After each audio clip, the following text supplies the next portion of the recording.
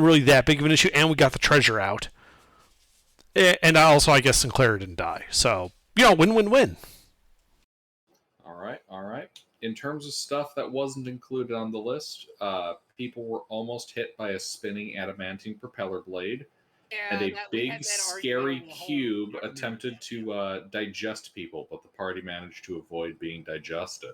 Yeah. Oh yeah, the room with 3 chests. I forgot we did Mm-hmm. that too. Some of you, Spinning blade. some of you are now in possession of those spirits. Yeah, I have one.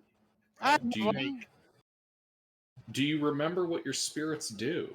Yes, I remember what my snake spirit does for me. It's not a snake; it's a person. Well, I mean the things with the I have to The destroy item all that stuff. is separate from the mental consciousness that's sharing your head. Yeah, but I failed when I got the staff. Don't feel bad. I have failed- 2. Yeah, I failed the staff, so I had the one with the I punish. I got it wrote down here somewhere. Oh, do please keep it to yourself. It's much more fun that way. Oh, okay. Yeah, well, I asked. I'm still trying to because I know where mine leads without a doubt, and I'm trying to convince Gilbert that it shouldn't lead that way. No, it's a neutral good spirit. Get Shrek'd. The one with the I found it. The personality, the inherited flaw, and the power. Yeah. Uh-huh. Yeah. Don't worry. I got some fun ones. I don't remember my spirit's name, but I remember the 3 powers I have, and they're freaking awesome. My power is awesome. My flaw, I believe, is going to cause problems down the line. The name of your spirit and their alignment are located in the screenshot I sent you. I'm inherited by a female spirit. Oh, I'm gonna fun this. All right, and then Sent, you actually copied down the other power that you and the Prentai gained when you each attuned to a separate spirit. Yes. The thing about okay. Yes. Yeah, because that wasn't included in the screenshot. Yes, I put it in my notes. Excellent. Okay.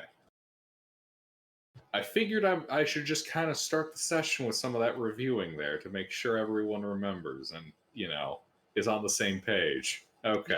You can't tell me what page I'm on. I'm the DM. I literally can. Just to confirm, that was Amtar that has the brothers Ya. Yep. Okay. Look, I'm sticking to what you gave me, all right? You can't tell me what to do. Smite. All right. Let's see. But yeah, you guys are standing here on top of a green, kind of bearded, devilish face that you know to represent the demon known as Typhon, and is one of the local deities, Dire. You guys have just pillaged the tomb beneath you. And Sinclair has rejoined your party. Yep. And where do you all wish to proceed? I could use a rest. Like a long rest or a short rest? A short rest would be nice. Okay. A rest sounds fine. That's not dangerous. That's good. Yeah, I can do a tiny hut ritual in this room. It's a nice, defined 2 ways in, but easily defensible.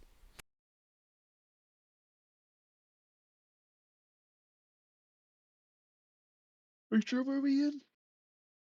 The one with the gaping hole that we probed extensively. And then I went down. With our powerful rods. Yes, and then that you went and explored more personally. It is in Sinclair's nature. To explore holes extensively? Oh, yes. All kinds of holes. Holes in the front, holes in the back, holes up top. Oh, my.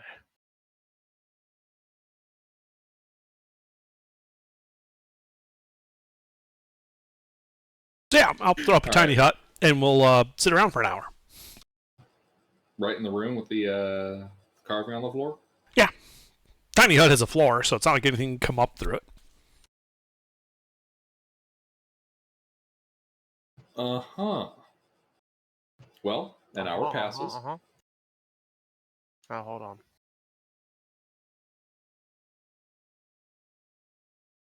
I mean, I'm just gonna roll for hit points here, but yeah.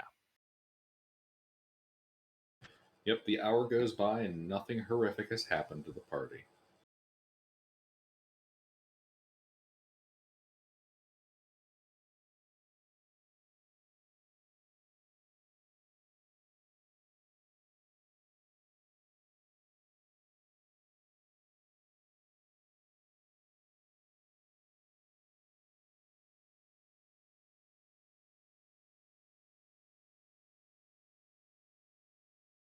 All right, feeling much better, Chief.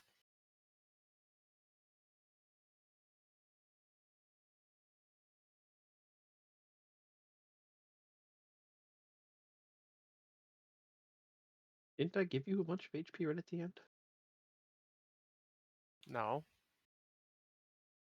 Because you were going to, but since Gilbert ended the session, there was that whole the session ended. It drama llama. What? Yes, you heard me. No, I didn't. I was reading. Oh. What's up? Gilbert, Ruffles was going to heal my character, but you said that the session was over and there could be no more dice rolling. Oh yeah, you can heal now if you want. I already healed, so You want me to do it? it's all good.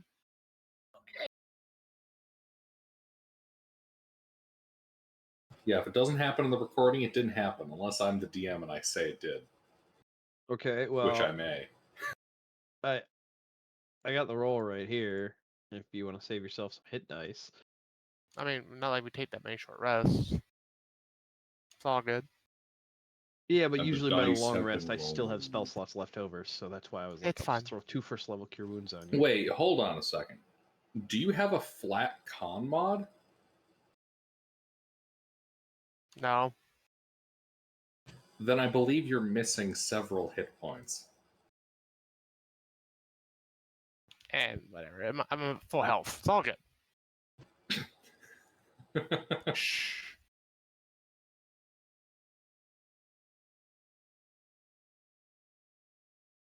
Is he cursed? No. Well, yes. Kinda. Well, what do you mean, kind of? What is it? I have the same thing you have. Oh, that's not a. Oh, that's not a curse.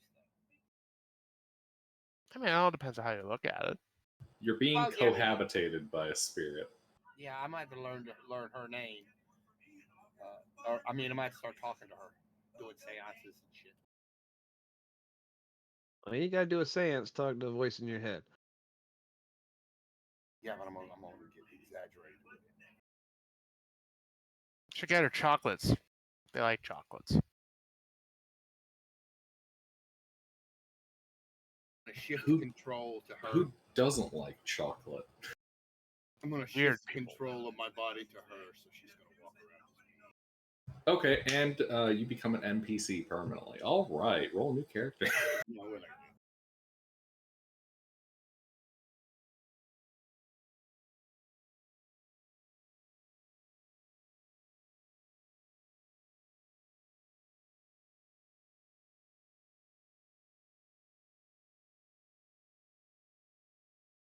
All right, but you guys have completed your rest. Where do you wish to go? Oh, there's an unexplored hallway to the south. Perhaps Sinclair should go scout that. Maybe I should go scout that. That works Really too. wanna scout that. He can go scout that. That'd be great. Let's go scouting.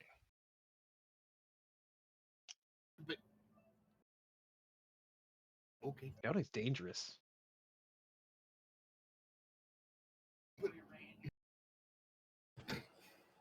Barbarian scouting is like asking for a fight.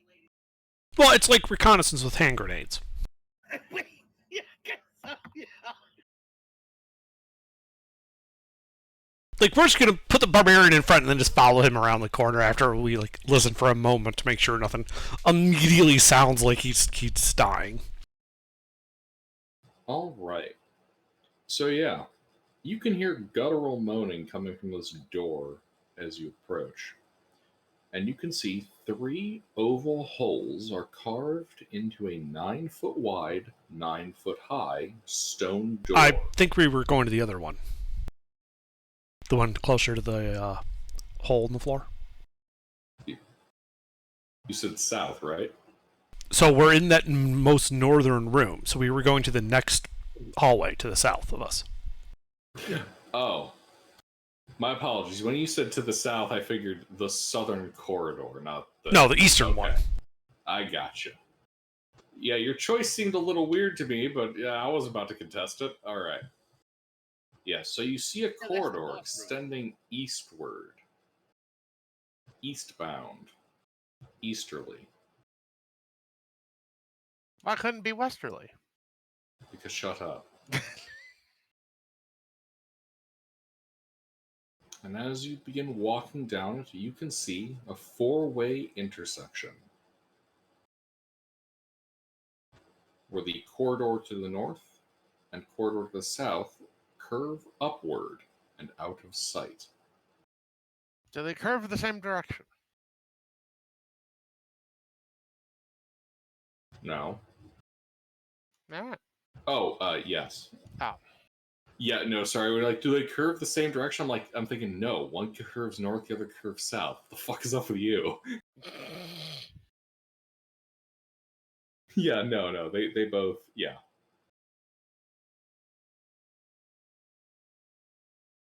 Well, I go to the north.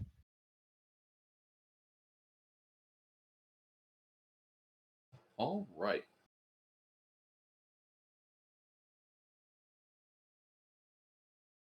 You go north.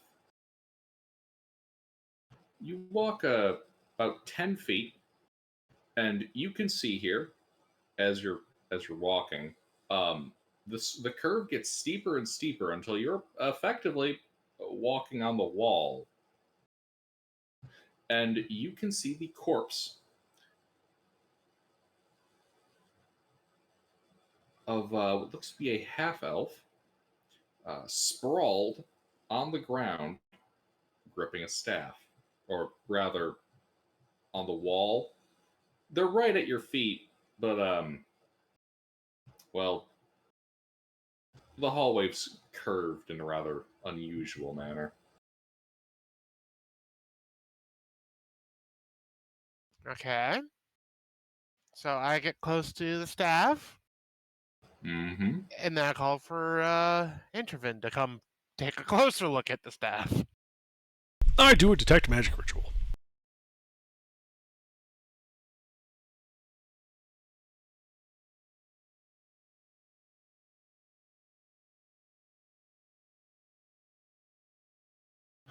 All right. So, let's see here. Yes, you're detecting a magic aura from the staff.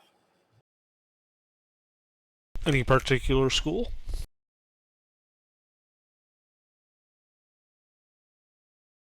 No. Okay.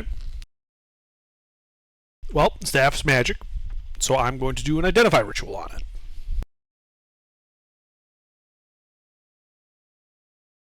All right.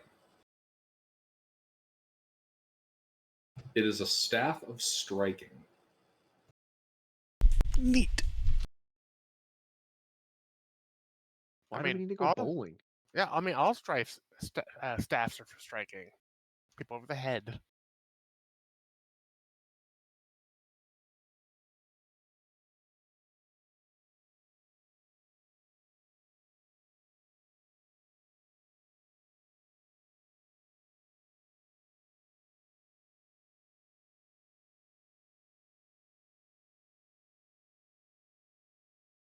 Well, does anybody want it?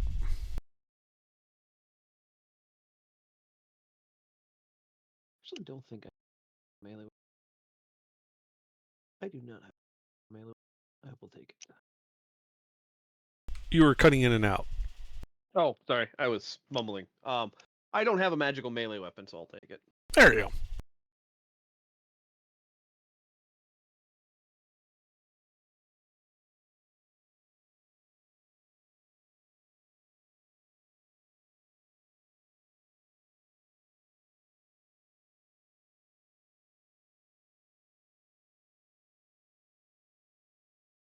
Yes, you get one staff of bonking.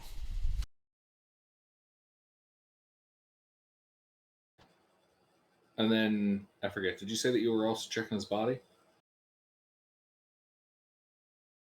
I mean, I'll take a look at it, but me no scout good on dead bodies. All right, give me an investigation check.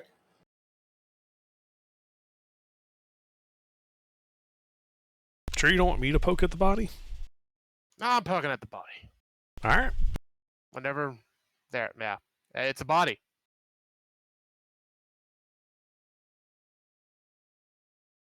All right. So you find an ink pot and a book. I hand the book off to Intervin. I keep the ink. What's the book say? Doesn't say anything on the cover. Is it magical?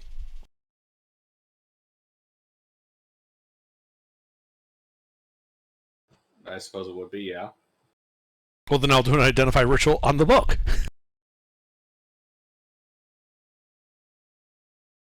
It's a spell book, man. All right, I open up and start flipping through it. What kind of spell book is it? Well, the inside cover says Property of Devlin. Not anymore, it isn't. Now it's Intervin's book. Intervin crosses out Devlin's name and writes his name. Uh-huh. Cool.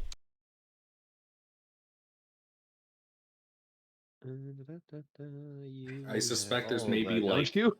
2 spells in there that maybe you don't know. I think he knows all those.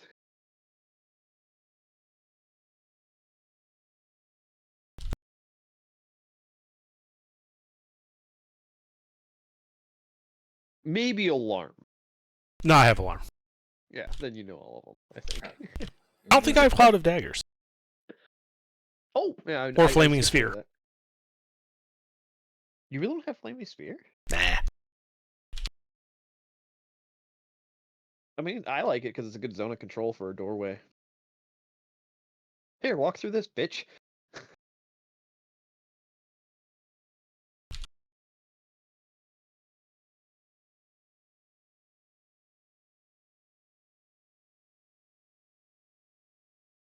But yeah, a couple of new spells in there. Cool. Goes Fair duel into the into the bag of books. Yes, into my bag of books. And the creepy serial killer basement collection. Fair duel, what do you use for ranged combat right now? The magical short bow that gave me this interesting personality. All right. Well, here, take these. Brace of archery. Unless you're full up on attunement slots. Actually, I'm not right now. Well, there you go. Because the staff requires attunement, so it's like, well, what do I drop? Obviously, not that and not that. So braces of archery is the one thing we can kind of bounce around. Excellent. It just gives you +2 damage, so. I like more damage. Mm-hmm.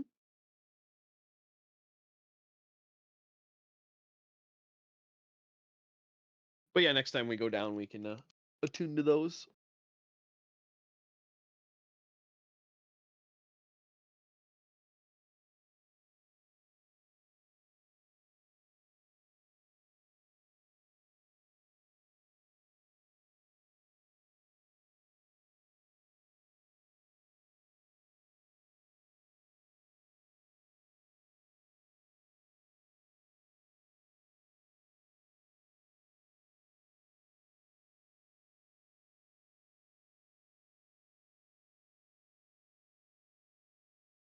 All right. So, magical staff, longbow, or spellbook. Mm-hmm. Mm-hmm.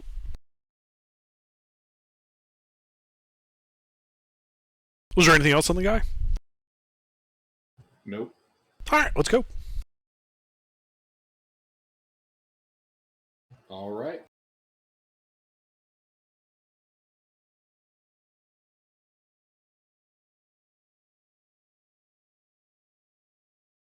So, wait, what's your guys' marching order?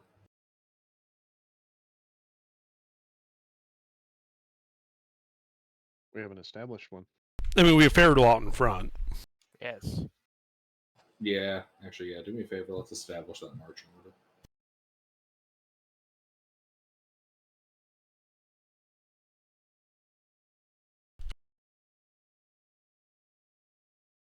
Or does Max want to be closer to the front?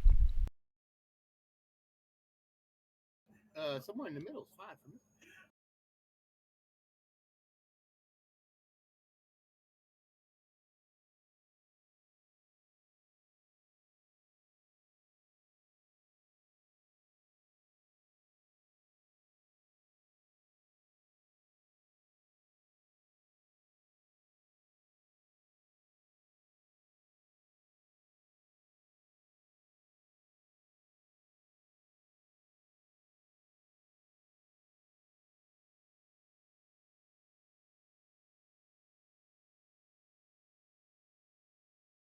Yes. Got that up for me? I put it in chat. Yep, yeah, it just updated. All right. Interesting marching order. All right. Yeah, Faradol. So,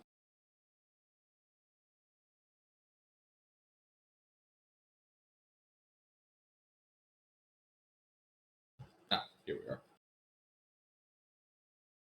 You can see, now that you pass back into the original corridor, because the other two dead ended, Mm-hmm. you can see a chamber ahead of you. This room smells of wine. On a checkerboard marble floor, a gilded coffin sparkles in sunlight streaming down from the chamber's vaulted ceiling, which arches 12 feet overhead. Four huge stone gargoyle heads, their mouths agape, protrude from the walls to the north and south. Is it 4 each or 4 total? Four total. Ah, Two on the north, two on the south. gotcha. And let's see here.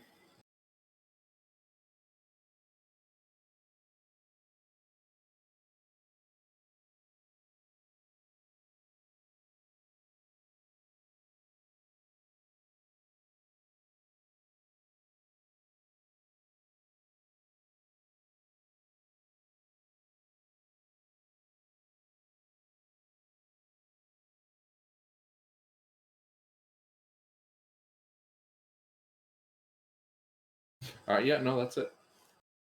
Is there anything in the mouths of the stone gargoyle heads? Let's see. Give me an investigation check. Okie dokie.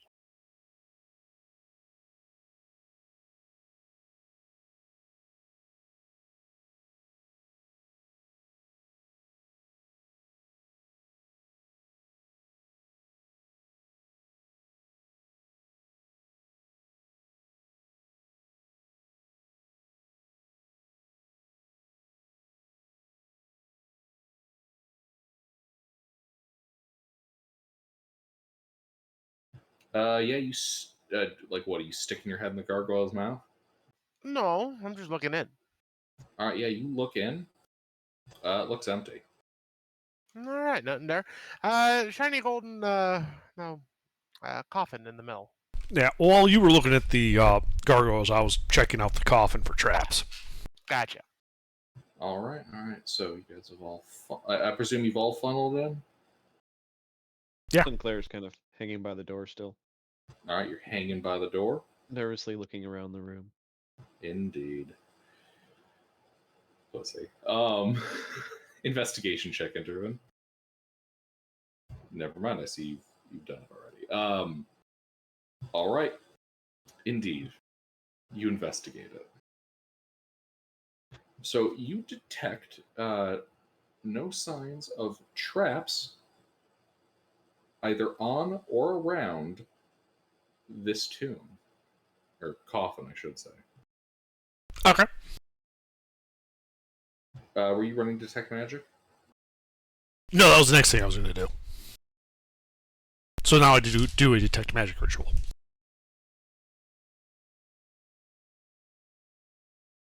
All right. 10 minutes pass. Yes, you are detecting abjuration magic uh, along the seam of the hinged lid.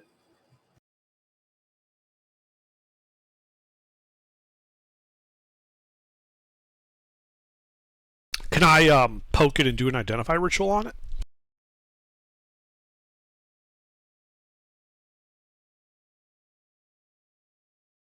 Yeah.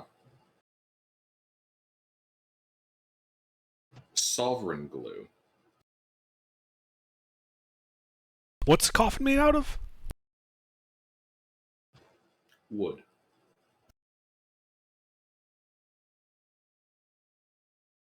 It's made out of a very nicely carved cedar. Okay. Well, guys, someone glued the lid shut on this coffin. Made of wood. I thought you might. I'll just back up a little bit so I don't get like, flying flinders in my eyes. Then yeah, go at it. I try to quote unquote gently tap the lid of the coffin with my hammer. But like, I'm not trying to go whole hog, but like we're hitting it pretty stoutly.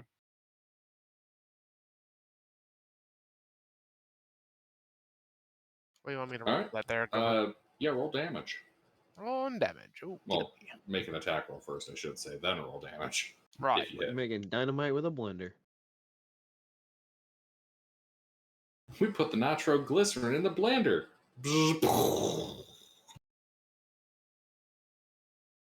There's an airplane game where they are like, hey, the boost for the engine is nitroglycerin injection. Yeah, that hits. Yeah. Oh boy, we're gonna do some damage today. Okay, not a whole lot. All right, your hammer smashes into the top face of it. You hear the wood crack and fall in, the light shining on the coffin. Taking a peek? Hell yeah. All right. Inside the wooden coffin is a plaque, and the plaque reads, "Drown your sorrows." It's nice and plainly illuminated by that sunlight streaming in from the ceiling. And as that happens, you hear the grinding of stone on stone. Oh, this is that bit from the Mummy 2, isn't it? Sinclair, a little bit of dust has come down from up above you. It looks like there's a big 5 foot by 5 foot column of stone slowly moving down on your head. I say, guys, and I start running away. Yeah, I take the interns and leave the room. The apprentice. All right, people start funneling their asses out. Time to go. All right, let's see. So that's 5. 1, 2, 3, 5. So 3, 4, 5 people getting through. Who's the last one out? Probably me. All right. I need from you. Here it is. A dexterity saving throw, as you are the last one to try to get out of the room, and the block is getting pretty close to the ground.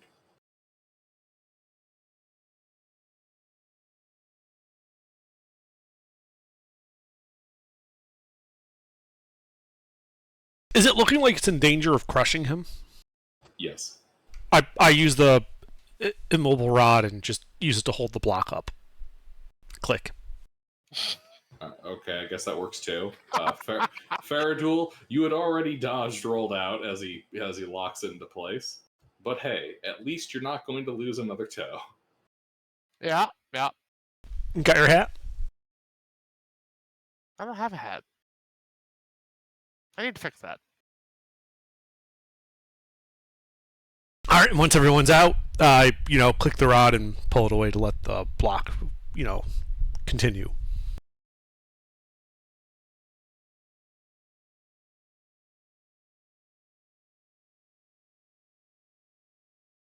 Hey, sleuth. Hey. All right, yeah, you pull out the immovable rod.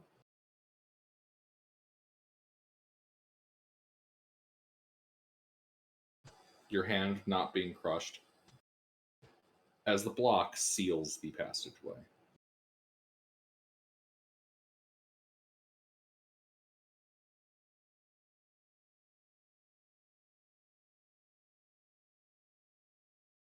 It was scary.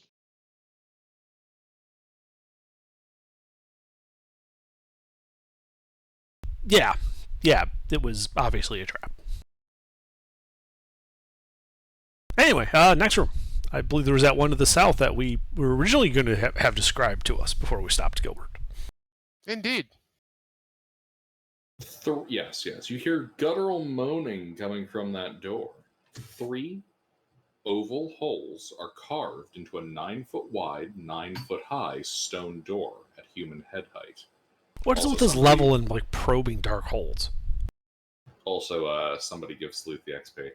As you approach, 3 human heads stick out of the holes, each covered in putrid flesh and gnashing on an iron bit bolted into a chin bridle.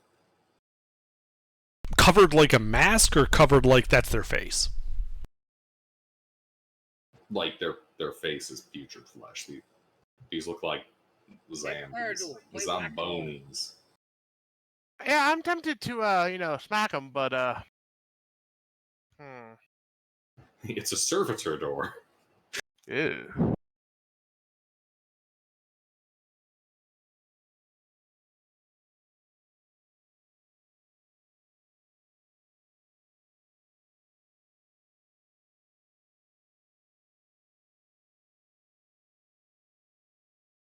Anyone know? Oh, they got bit. What were the bits connected to? Can we see into the room past the heads? No. Like it's like an alcove in the door. Right. Somebody deal with one of them, and then just grab the bit. I will smack it hard. Yes. You're attacking it? Yes, I am. Okay.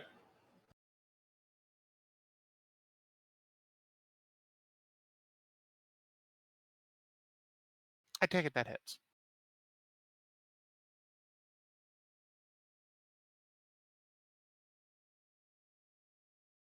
Yeah.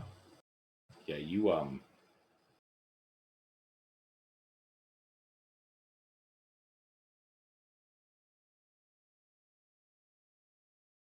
I whack one of the skulls. What do?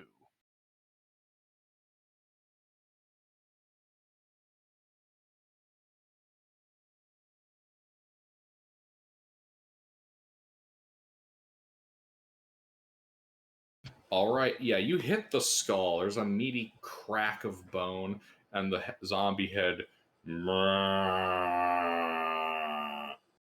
you.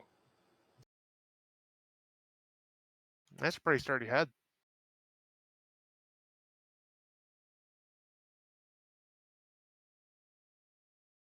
I turned to Innovate and shrugged. Like, oh, I did my best on that one. Hit him again. Okay.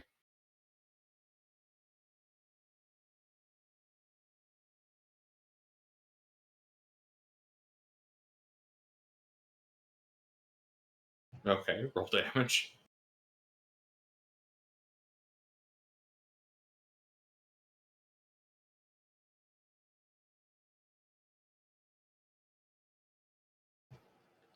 there is a meaty pop as you just burst this zombie's head. Well, I should say as you burst the zombie head, leaving nothing left but like a lower jaw and some meaty giblets. Kind of grab the bit before it swings back inside. Wait, what? Grab the bit that was in its mouth before it falls back inside. Oh, yeah, grab the bit. Okay, you grab it. Now, is it all in the other two skulls' mouths as well? Mm-hmm. I try to give it a hearty pull and yank it out. Oh, you mean like are they connected? Yes. No, they're not connected. They're each individual. Gotcha. But you pull the one you're holding, and there is a long cord attached to it as you pull it out, and you can hear the sound of a mechanism moving within the door. I keep pulling. It pulls no further. I pull until it breaks. Okay. Give me a strength athletics check. Okay.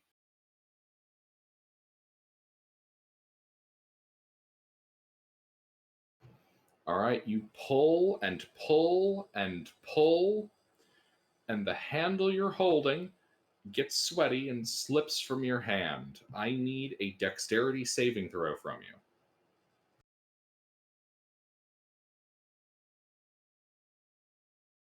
I fall on my back.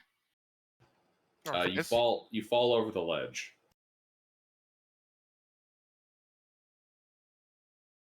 How high is this ledge? Let's see here. Yep. Yeah, you go right over the side of the balcony. Featherfall. Plummet. I don't need featherfall. I just blow on my whistle. Oh, okay. Yeah, forget your whistle. Whatever.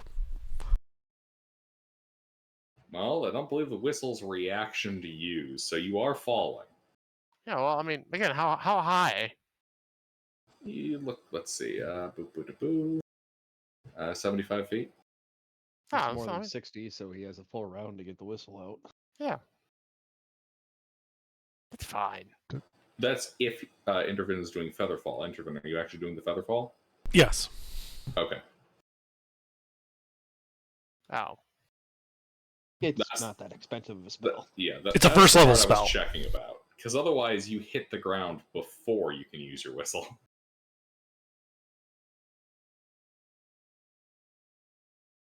Yeah, no, this is like slide whistle. You know, he falls down and then whoop as he flies back up. No, it basically costs me nothing to cast that spell once. Gotcha. I don't fall again because I can only do it once. I only had one prepared. Right. I got an extra one still. All right, you fly back up. You can see that the bit that was in its mouth is now pinned against the meaty giblets that was the head.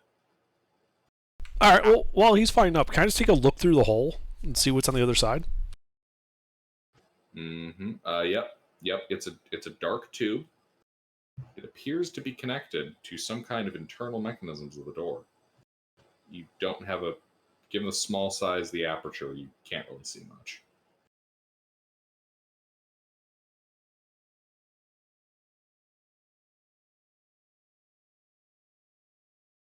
You know, let me describe this maybe a different way. So it looks like this bit was connected to a cord that was threaded through the esophagus of the severed zombie head, which is built into the door. And what you're pulling on is kind of like what you'd use to say start a lawnmower. Does that help? No.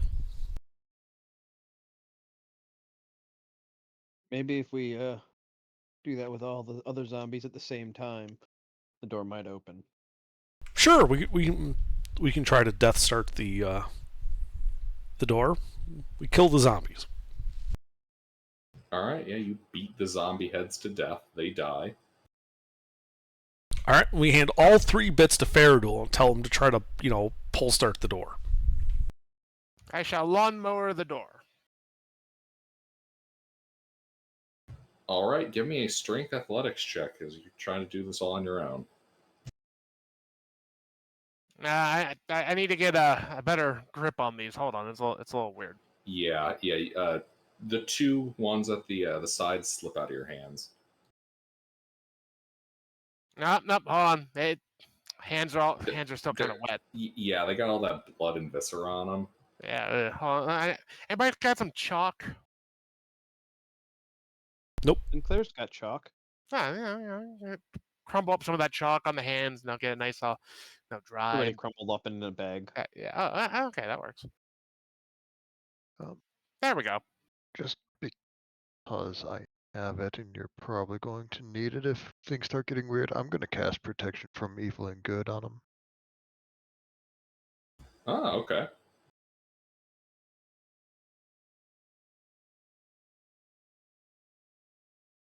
All right. So you pull start the door, and as you do so, you can hear the sound of mechanisms turning, and the door lifts, stone grinding on stone, revealing a I'm sorry, got the hiccups there. Revealing a room beyond. Well, a 15-foot corridor, then a room. All right, now be careful not to set the choke too early, or you'll stall the motor.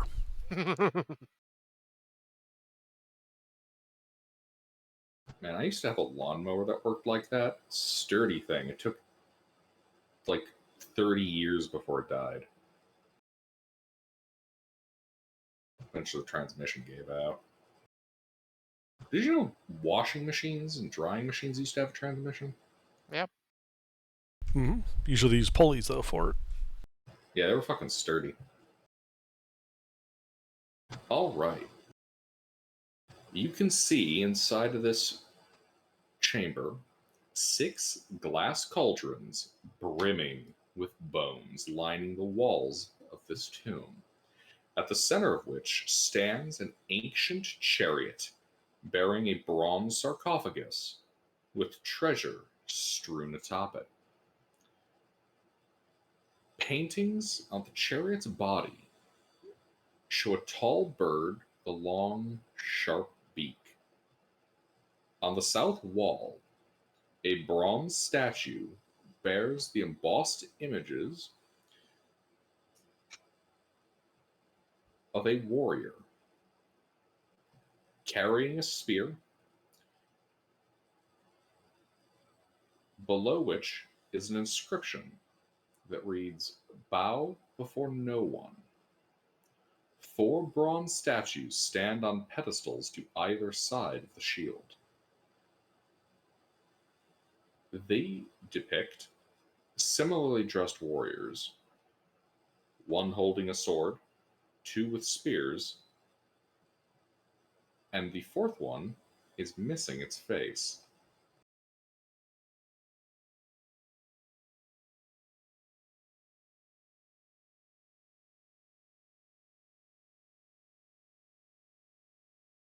Okay. Well, I'll do a detect magic ritual. Additionally,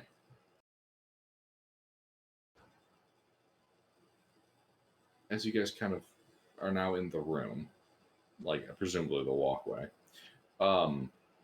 you hear the rattling of bones as a skeleton with a triangular, with a square stone hat leaps out from behind one of the piles of bones before whipping out his trumpet and getting knee deep into the dude.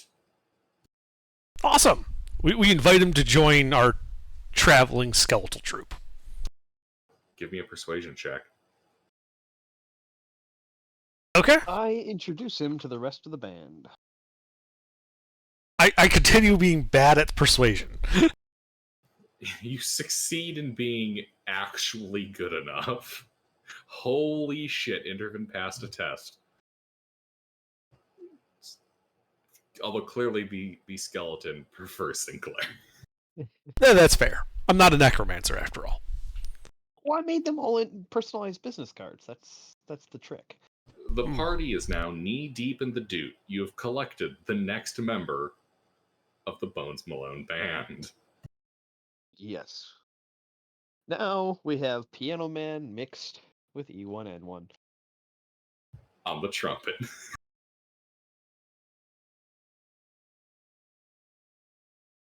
Alright, excuse me a moment, I have to step away. I'll be right back. Ah, you beat me to it. Yeah, that's good shit.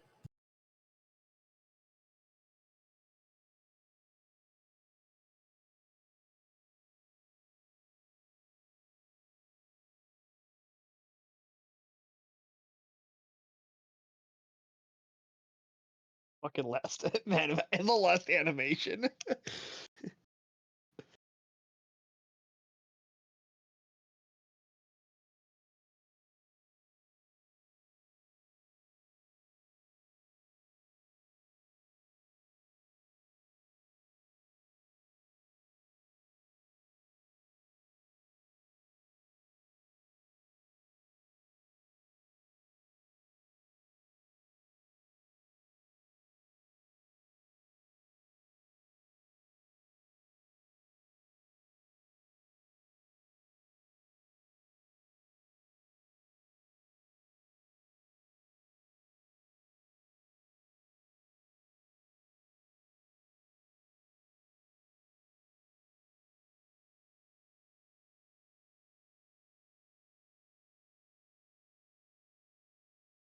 Uh-oh. I'm back. What's uh-oh? Oh, I thought we'd lost someone. Never mind.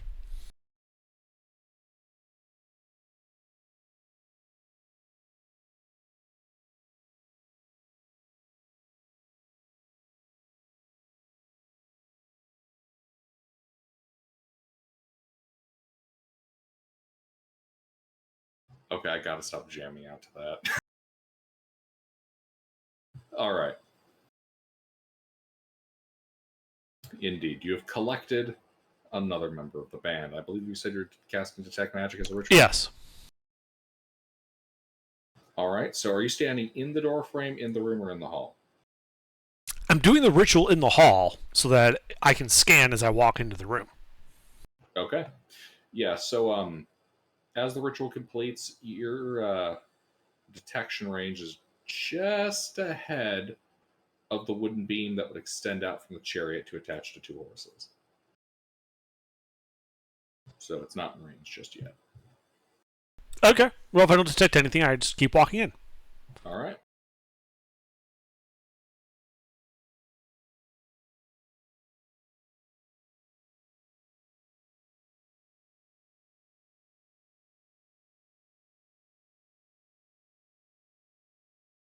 Oh. Yes, one moment. Because you're beginning to walk in. Sinclair. Yes. Here we go. Yeah, Zig pipes up in your head. Figured it would at some point. Like, hey, man. I think Mazrun was buried in here. His devotees are in those barrels there, man. They might not like it if you disturb his tomb. Not barrels, the pots over there, man. The crystal pots. Well, Sinclair asks if anybody knows who this guy is.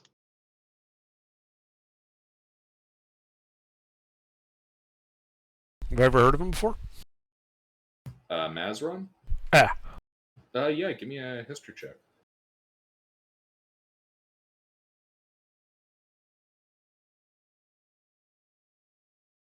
12.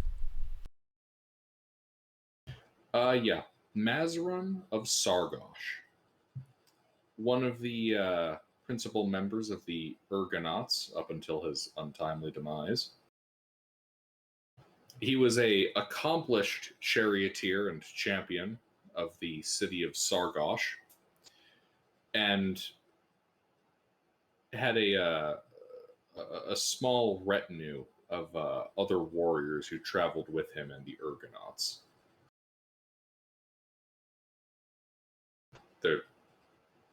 During his tenure there's in the epic poems, there's like an entire chapter that's just dedicated to his retinue, which was constantly cycling through people. They had the habit of having a high mortality rate. Mm-hmm.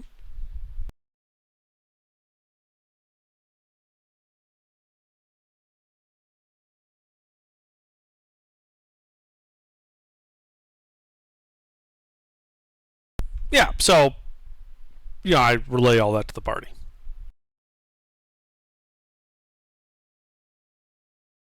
And then I continue walking forward.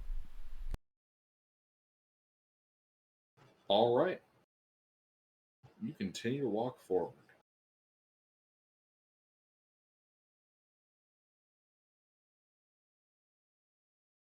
So the bronze shield emanates conjuration magic.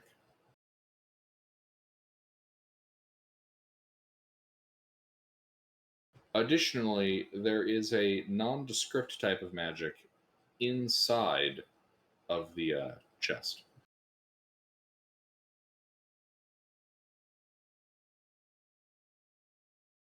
All right, well, let's go. Inside the coffin. Ah, okay. Well, I mean, same thing for us, really. Coffins are just funerary chests. They're chests with a special theme. I don't know, I guess I'll walk up to that shield and I try to identify it. All right, you go to... Yeah, you do your ritual. You touch it.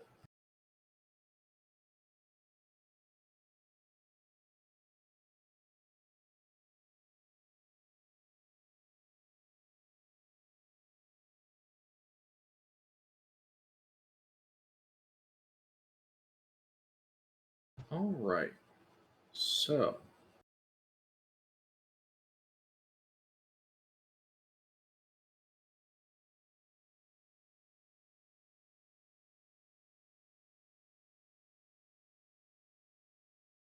Yeah, you touch it. As the statue with the spear turns and hurls a spear at you. Well, a spear made of magical energy. Ah! It's No. angry. Bad statue. Does a 14 hit?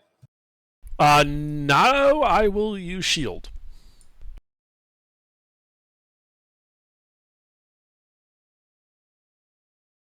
No, bad statues, I spritz it with water. All right.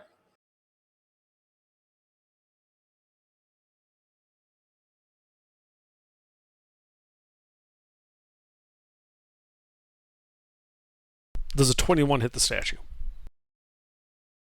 Yes. Alright, my spritzing does 16 points of magical bludgeoning damage. The statue appears unaffected. Is the statue magical?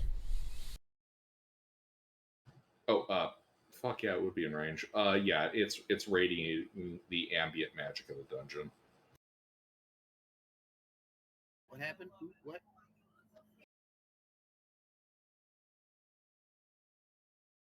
So they're not particularly magical.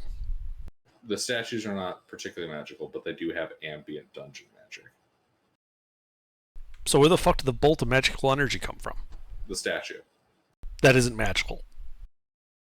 No, the statue is magical. It's got the magic that the rest of the dungeon has. Right, so it's about as magical as the fucking rock walls. Which are magical, yeah.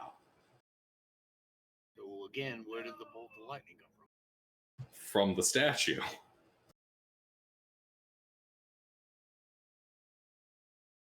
Did it like build up a charge or something?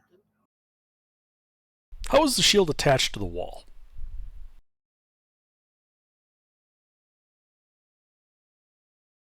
Leather straps. Are they magical? No. I untie them. All right, you untie them. The statue raises its spear like it's going to throw it, and then hurls a spear of magical energy at you. So does it like turn or something? Yeah, like it animates, hurls it, and returns to its like original state. Does 22 hit you? Yeah.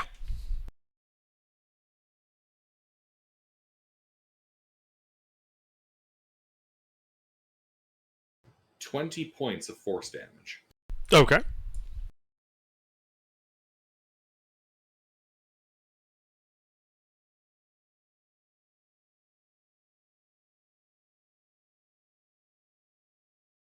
But the thing's on the ground now? Yes. Alright.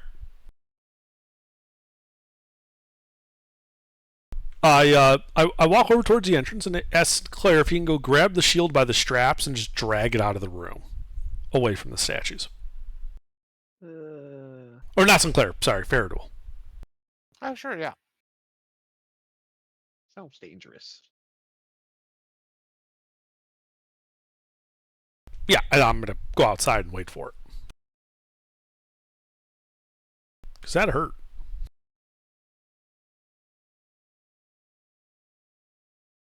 All right.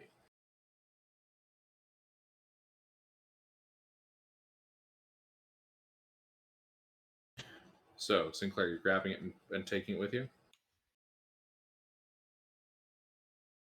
No. Claire's not doing anything. I think it's Faradol doing it. Yes. Oh, I'm sorry. You said Faradol. My apologies. He said Sinclair at first, so. Ah, okay. Faradol, so you're doing it? Yes. Probably Sinclair. All right. So you grab it and start taking it. All right.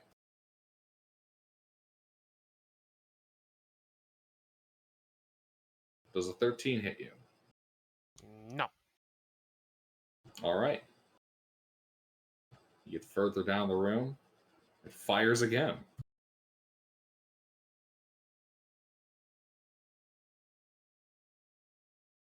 Does an 18 hit you?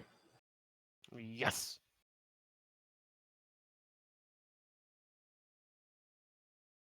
25 points of force damage. Wow.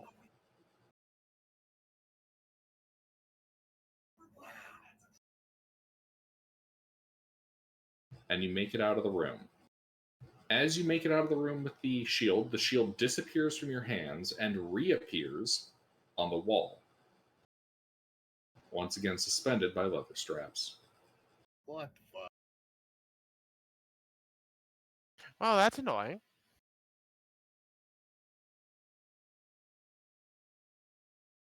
Is the chariot mobile? I mean, it has wheels. Right, but we could wheel it out of the room. It would fit. Not quite. So it could get through the doors. It would be a very tight squeeze, but it might be able to get through the doors. The issue is that there's not enough space on the balcony beyond to fit the chariot.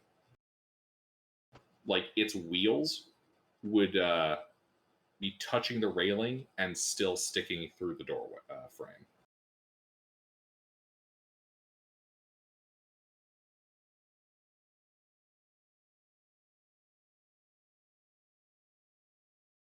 Okay. Well, why don't we wheel the chariot, like, over to, like, the entrance hall? And that way we can go through it while using the chariot to provide cover from these stupid sniping statues.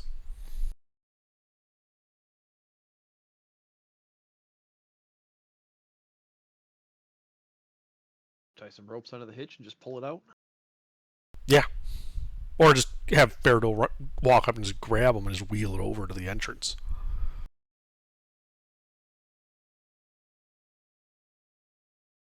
I could do that.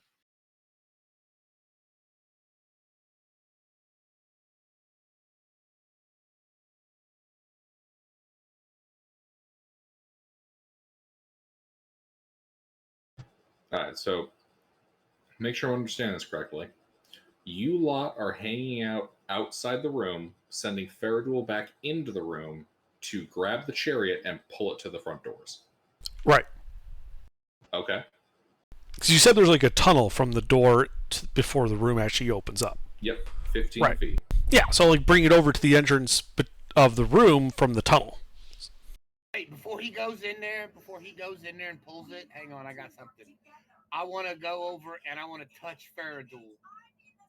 And I'm casting protection from energy, whatever the damage is of that fucking thunderbolt that keeps shooting at him. Is it lightning damage? It was force. Well, then never mind. I can't do it. I thought it was lightning damage. No, it was force. Oh, shit, never mind. I mean, I can drop an enhance on you, Faradul, so you get extra strength. Sure. More roids. All right. Enhance ability on Faradul, and then, Sinclair probably hasn't really set much more than 2 feet into the room.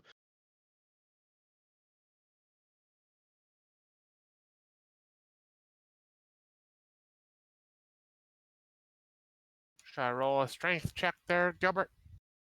Oh, you're walking up to take that chariot? Yup. All right, you touch the chariot and begin to move it. As the wheels creak moving for the first time in ages, you hear the rattling of bones as several skulls pop up out of the glass cauldrons.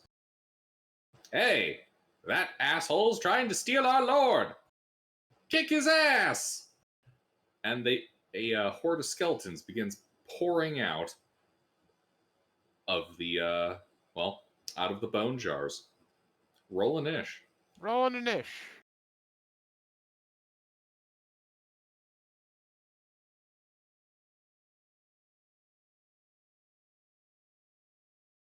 Sorry, but that voice that you just did, all I can think is Canadian from South Park.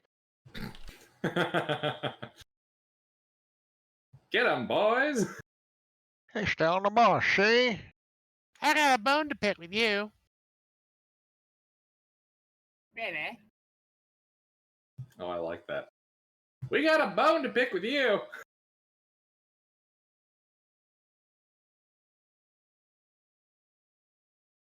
Harrison Phillips. What's really funny is I don't even have alert.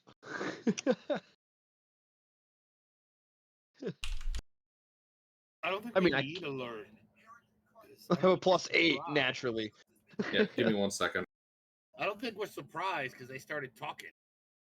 Oh, no. I meant by my initiative being +8. I don't even have alert to get it that high.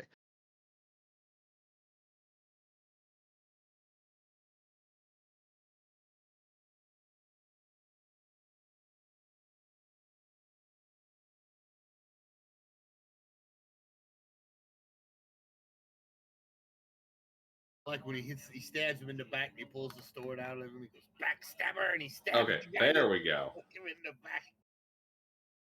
7 and 6.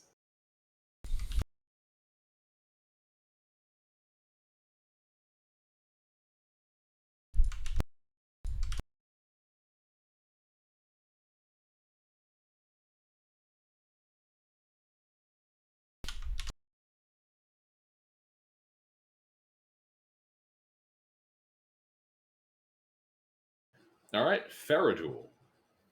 I rage, and then I go after some skeletons.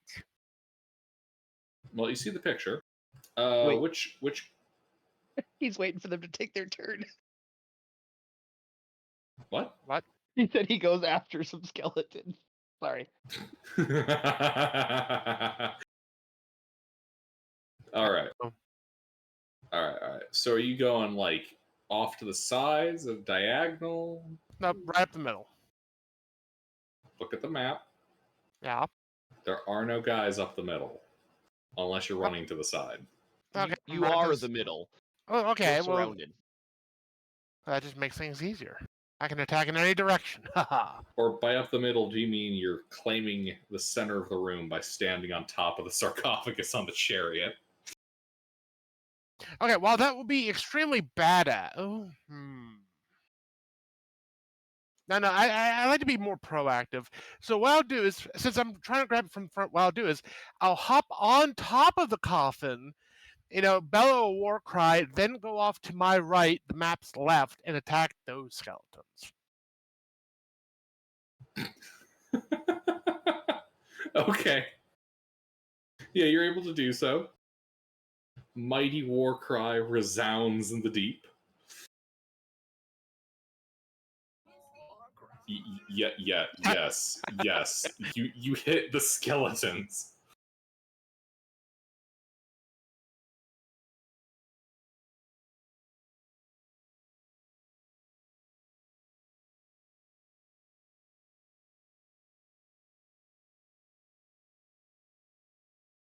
So yes, much damage, magical hammer damage.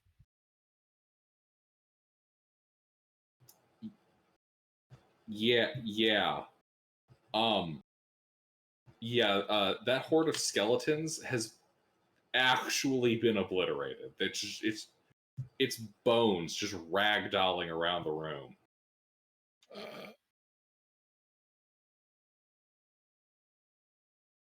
The physics engine is going nuts right now.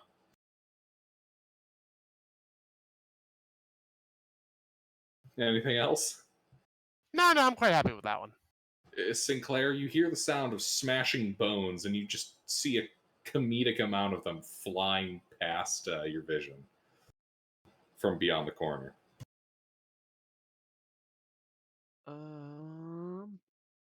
Well, I peek around the corner. What do I see? Like, other than the bones flying at me. Wait, so like you walking down the short path to look around the corner, or just the corner of the front door? Corner of the front door. Let's see. So from there, yeah, you can see like some skeletons gathered at the far end of the room, but you can't see the area where Faradol has run into. So I can see hostiles. Yes. Here's good. I pull out my longbow and shoot one of them.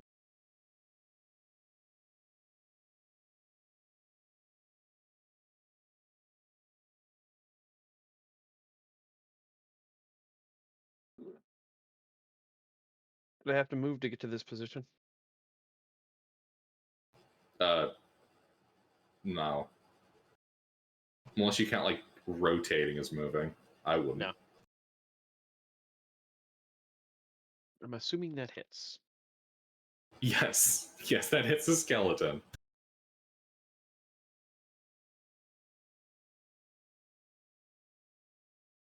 Also, since it requires attunement and I'm already attuned, I'm going to hang on to the braces of archery until we get the time to attune. So. Weren't you already attuned to those? Yeah, but I only have 3 attunement slots. They're one of them.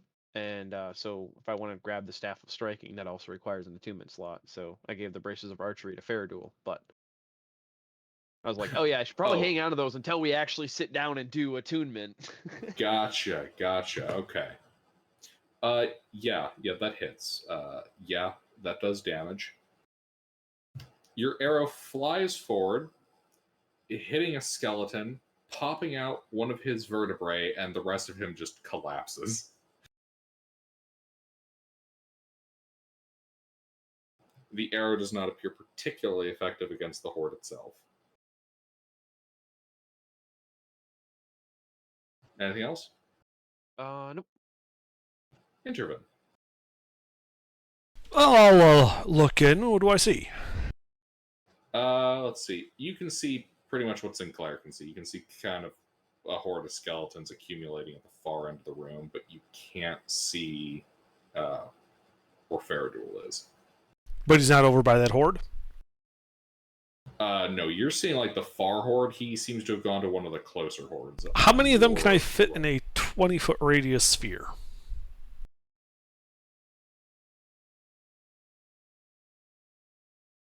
You could fit like a whole quarter of the room.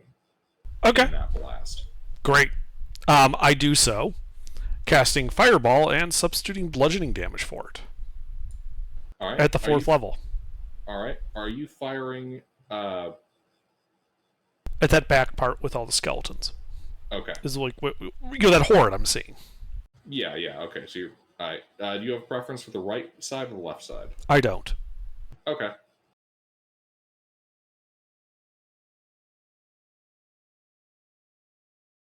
Left side. Well, they need to make deck saves.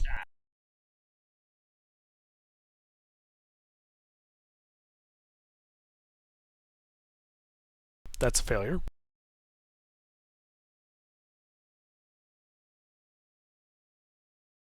And they take 34 points of magical bludgeoning damage. Indeed, there's a great cacophony as bones go flying around the room. Skulls are rolling everywhere. Oh, God!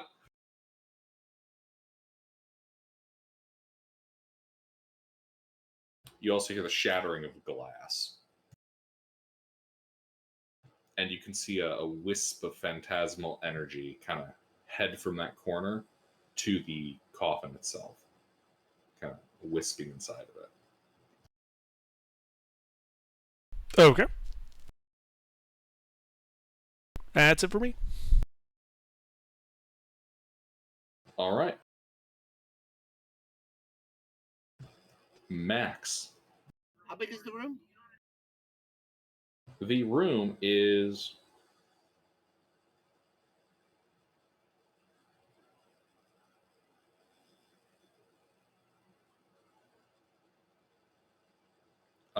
45 feet by 60 feet. And the hallway to get into the room is 15 feet deep. Okay. Where is Faradul? Can I see how many skeletons can I see from my position? Were you hanging out in the corridor or outside the room? I was outside the room. I think I was in the corridor. Yeah, from your position, you can't see anything then because so Sinclair I'm gonna move forward. and If I move forward 30 feet, how far will that put me into the room? that would put you inside the room proper, but only just inside the room proper. Okay, how many skeletons would I see if I did that? And how far are they from me? You can see 1, 2, 3, 4 hordes of skeletons. One horde to your left, one horde to your right. Distance from each of the hordes. The two closest ones have are 5 feet away. Like you'd have to walk 5 feet or 10 feet closer. How many of them are within 30 feet of me? How many of the hordes? It's a horde. The closest cluster is 2 horde. Like what are you trying to do here? I am going to turn undead. I want to know how many are in a 30-foot area so I can just say bye-bye. Yeah, that's easier. 1 second. I am a cleric. I'm going to make them find their faith. Most of them are in range. Well, then I need a wisdom save from however you want to do it. All right.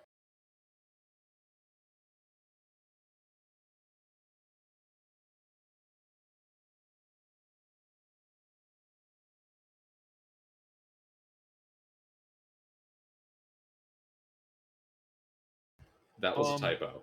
I think they passed. That was a typo. I accidentally. I'm thinking I'm leaving the dungeon. These things. No.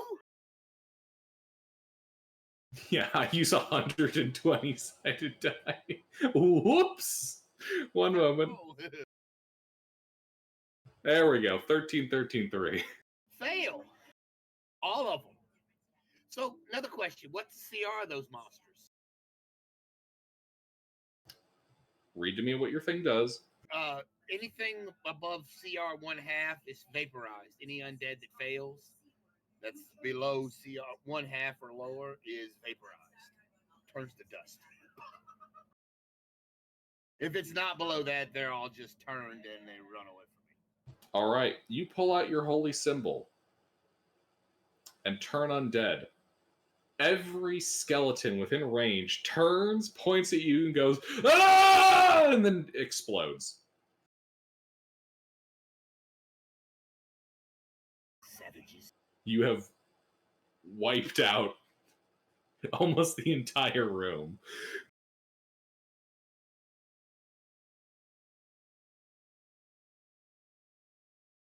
Yes, piles of disarticulated bones lie everywhere now. Well, that was short and pointless. Let's see about moving this thing again. I never said you were out of an ish. But I'm done. All right. Amtar.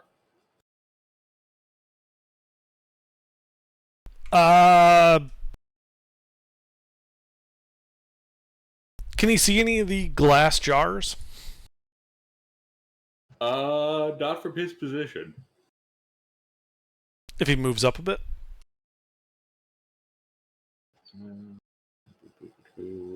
Yeah, if he uses 30... 20 feet of movement would actually get him a view of a jar.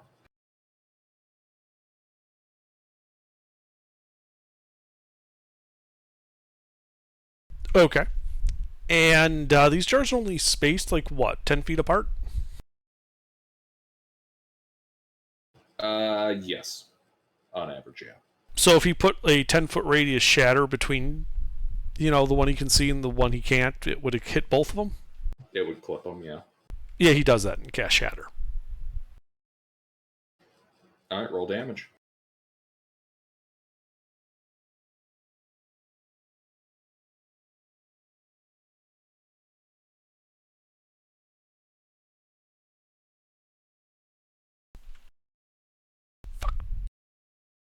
Wrong goddamn button.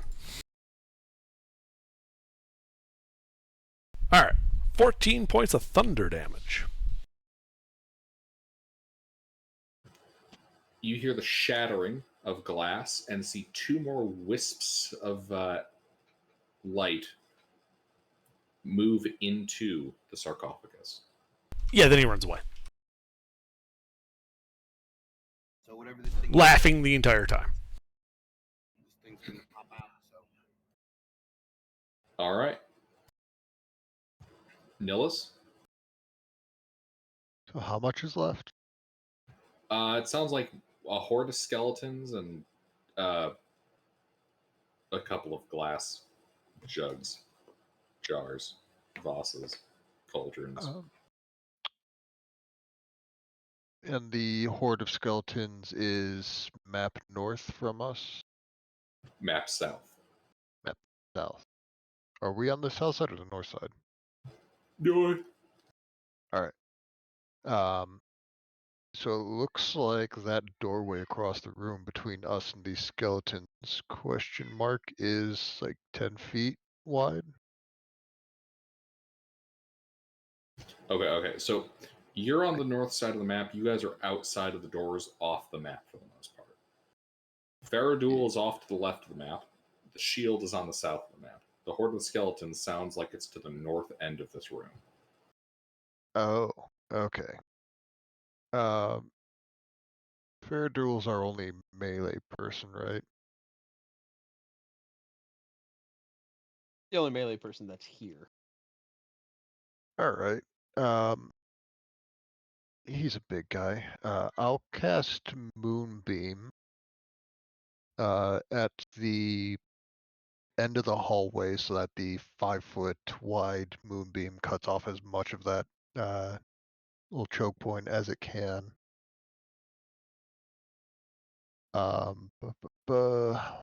Casting work with this.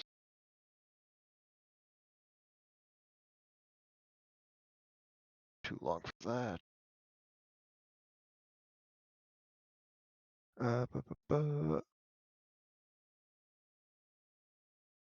1d10 for each spell, so I'll put it at 3rd level.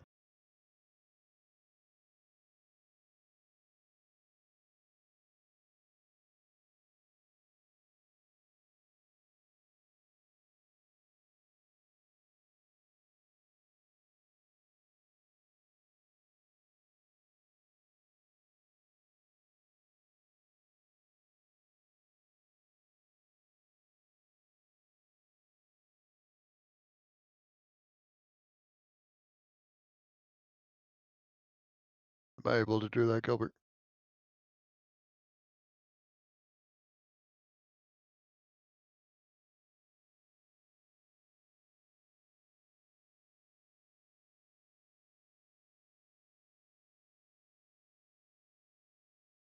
I'm sorry, my brother stopped by the room. You said you're upcasting Moonbeam, putting it at the corner there, so if the skeletons try to move through, they get clipped by it. Yeah, just like in the middle of the hallway, so that the 5-foot wide beam will cut off as much of that as it can. Yeah, it's doable. All right. And then if Fairduel has to run through it, I'll drop concentration on it.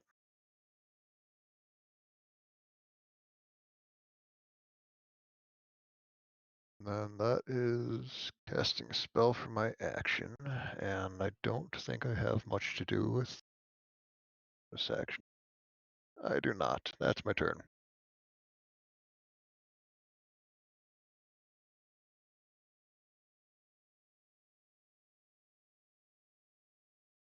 All right. Then we got DM1. So, you hear the rattling of bones as a number of the skeletons begin to get up. Oh god! They're targeting our cauldrons! Get them, boys! And, let's see. Couple of the piles get up. The one pile that is standing, yeah, that horde is going to charge to swarm Faradul. Okay. Actually, no. They're going to. They're not totally stupid. They're going to round the corner and try to run up to the party, clipping Moonbeam. That is a Constitution saving throw. If they're shape changers, they have disadvantage. I mean, technically, they changed from not an upright skeleton to an upright skeleton. That is 2d10 plus 1 per spell level. So that is 10 radiant damage.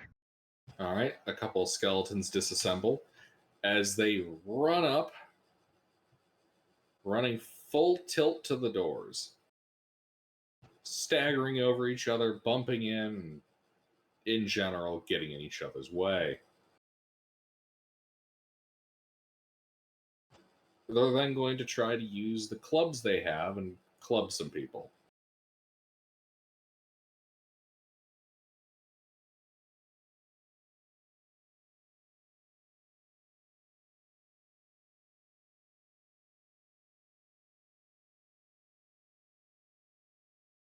Let's see. We'll go for 2 clubs on Interven and 2 clubs on Nillis.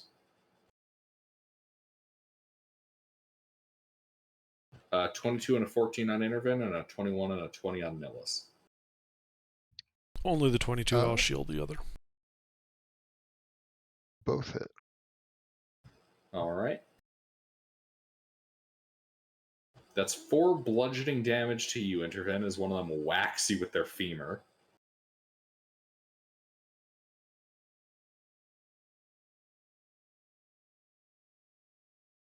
Nillis, you take 10 points of bludgeoning damage total as they begin trying to play the xylophone on you with their femurs.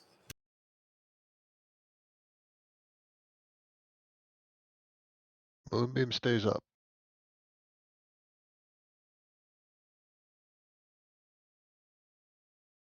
Oh, that's their turn.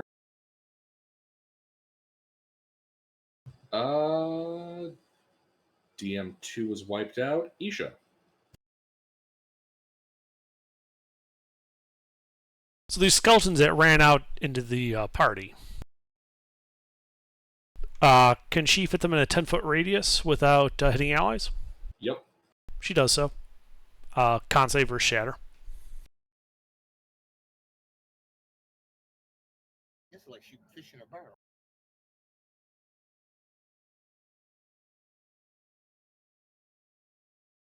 Yeah, they failed and take 12 points of thunder damage.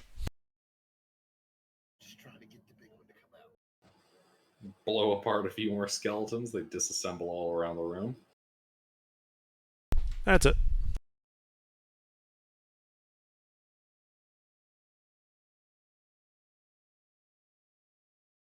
All right, Faradul. You stand in a room of shattered skeletons. There are 2 remaining glass jars that seem to be animating them. One about 10 feet to the north of you, and the other in the opposite corner of the room, other side. About 40 feet away.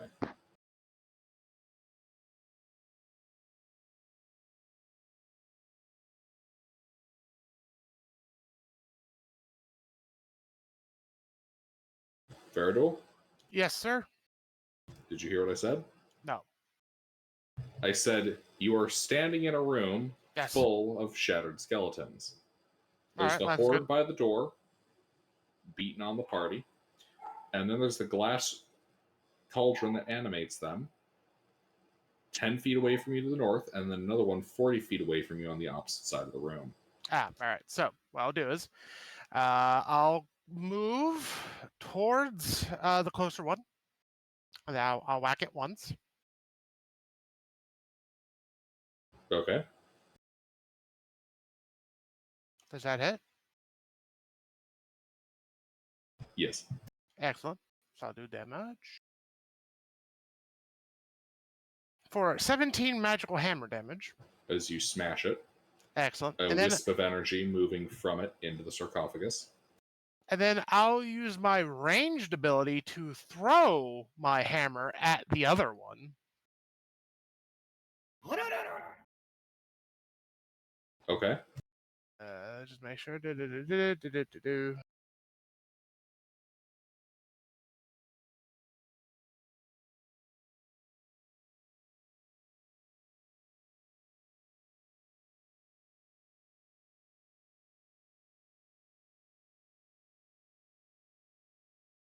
I take it that hits. Yeah.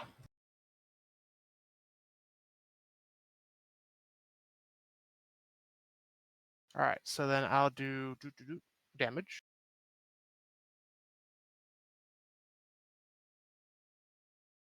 And then anything within 30 feet has to make a DC 17 Constitution saving throw. Yeah, there's nothing left over there. That's fine. As a wisp moves into the sarcophagus. But it does make a hell of a bang, so the skeletons know what's going on. Mm-hmm. Is that all the things? Yep. All right, I think it's time for the boss. The last pile that was attacking the party collapses. You hear them complaining and whining about how they don't get to kick anyone's ass.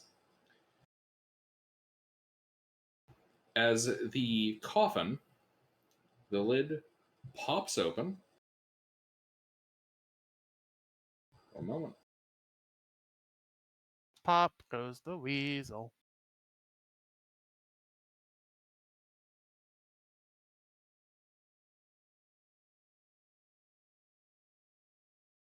You can call your hammer back to you, can't you?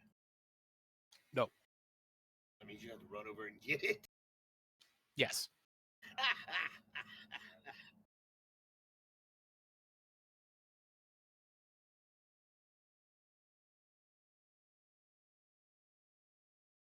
Where the hell did I stash it? I don't know. In the coffin.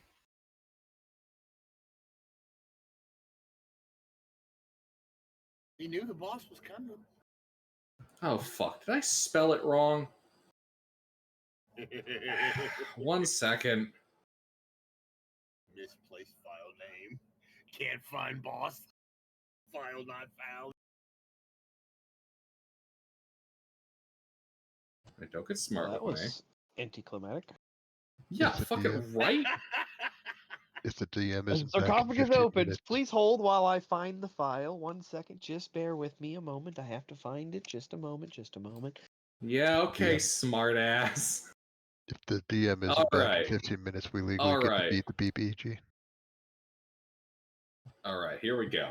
You haven't been here in a while. We are the BBG. I stand by my word. If you slot him into a niche.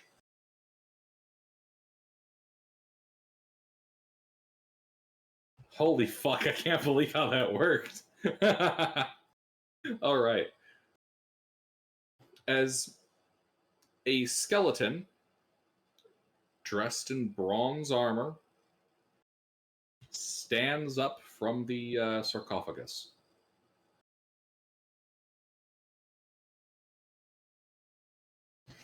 Who dares disturb my slumber? I do. What the Nobody, hell we were just happened in leaving. here? Who the hell are you? No, who the hell are you? My dungeon now. I am Mazrun of Sargosh, greatest warrior of my land. Never heard of you. We'll see about that. If you're the greatest warrior, why are you dead? I'm gonna kick your ass. You're gonna try. History says that's unlikely. All right. Pre-game shit talking. No. And as he points his finger at Nillis, saying, I'm gonna kick your ass,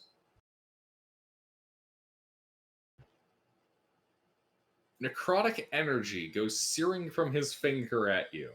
Nillis, I need a constitution saving throw. Ooh. I'm good at not those.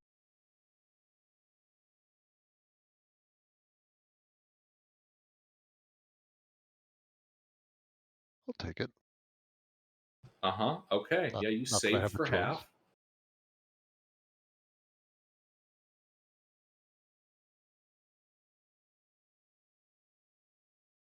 As you take 49 points of necrotic damage, saving for half. So 24. Mazarin looks down at his finger. Damn, I don't remember being able to do that before.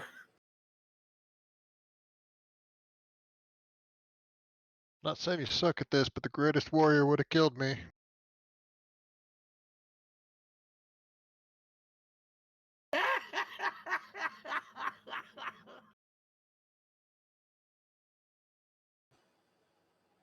Smart ass. Yes.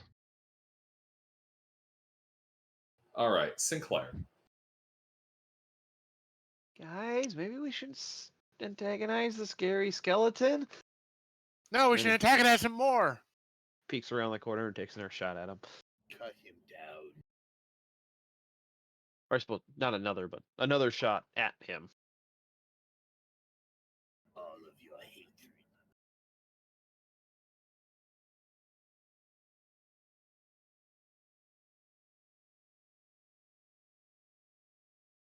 Does that hit the new guy? Yeah, that hits the new guy. All right, 28 non-magical piercing.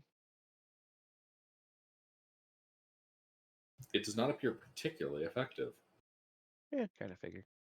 Ha! He'll have to try better than that. That's okay. I'm quite fine out here. Thank you. All right. So we're in combat. So roll initiative for me. D20 plus 2. Hey, it's hard. We definitely are not gonna lose now. All right. Let's see. It's the tank of go here. fuck yourself. I know, right? Let's see. What is he gonna do? Oh, I know. Yes, he'll use this legendary action.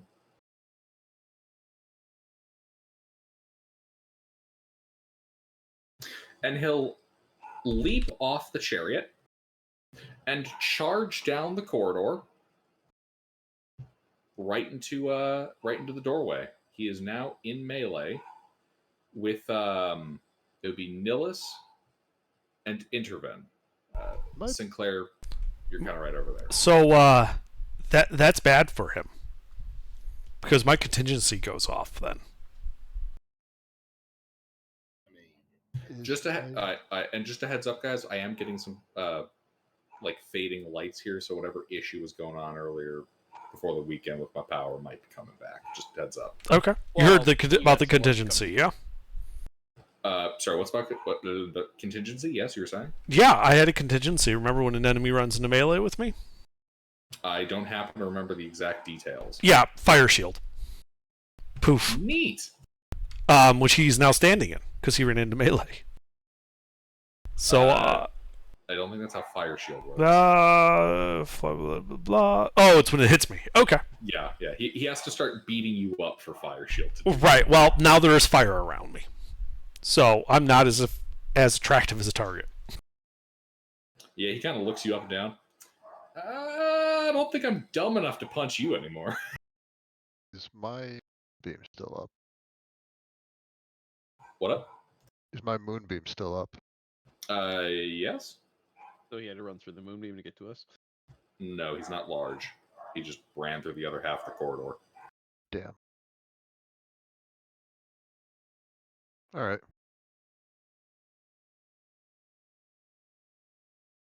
Alright. Let's Sinclair's turn. Intervene. But I don't... Hang on. How big is Moonbeam? It's 5 feet wide. 5 foot radius? Yeah. A 10-foot wide hallway? Yeah. So it would fill the hallway. It's not 5 foot diameter. He said he put it on the corner. No, he said he was filling the hallway. Oh my god. Diameter, radius. Oh. That's why I was like, why did he run through the moonbeam? It's 10 feet wide. I don't know how he got around it. Derpity derp derp. Gilbert, you got the right size but the wrong position. I got the right position but the wrong size. I remembered it as 5 foot diameter. Yeah, I'm sitting there, well, no, I know it's 10 foot. I was like, why are we saying 5 foot? Yeah, okay, there we go. Yeah. Okay, so con save. Con save. Freaking gaslit myself. I had to go look it up. I'm like, why are they saying 5 foot diameter? So he takes half of 21, so he takes 10 radiant damage. Ooh, good roll. Indeed he does.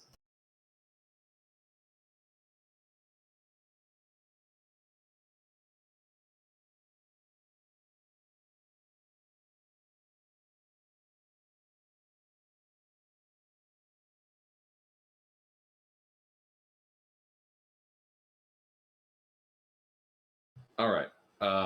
So Sinclair's turn happens. He runs forward as a legendary action, gets hit by Moonbeam, gets in range, intervenes, contingency goes off. Intervene, I believe it's your turn now. Okay. How bad off is he looking? He's looking a little dinged up.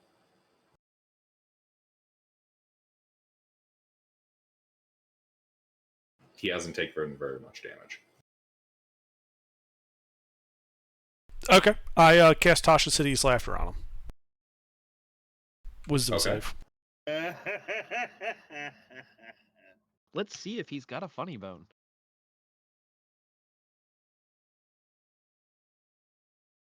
That just barely passes. Didn't laugh at your joke. And I back up. All right. Is he going to take his attack of opportunity? No. Okay. Mazrun's no fool. He attacked us.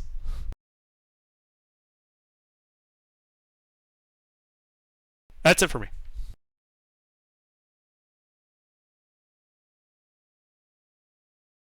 All right. End of your turn. Legendary action.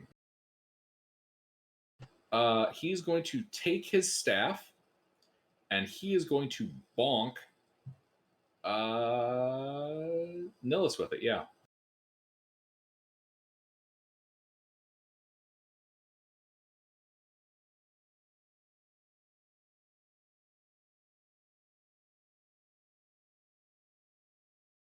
Miss. Indeed.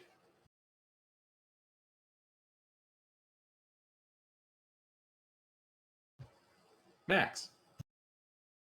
All right. As a bonus action, I'm going to upcast and ignite the dark saber.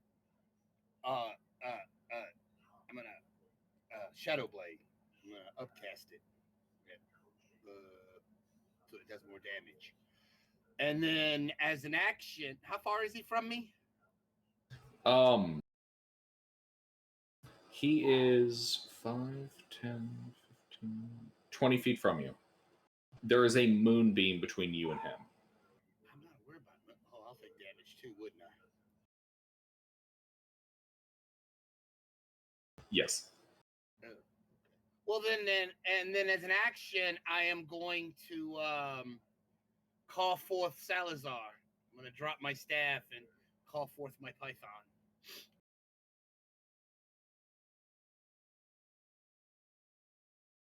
Okay.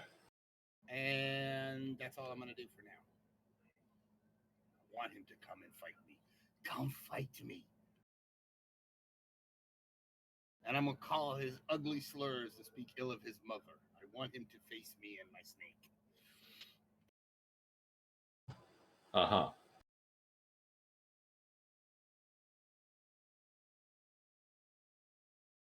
Yeah, the doctor's a little power man. So. Uh-huh.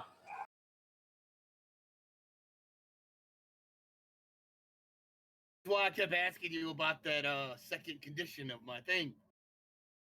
Uh-huh.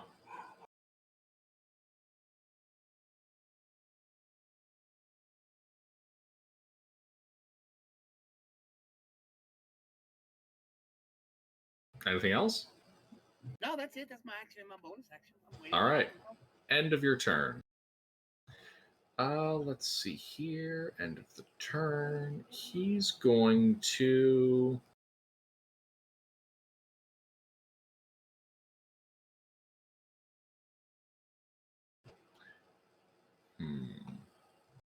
Yeah, he's going to use the bonk stick and attempt to hit Nihilus.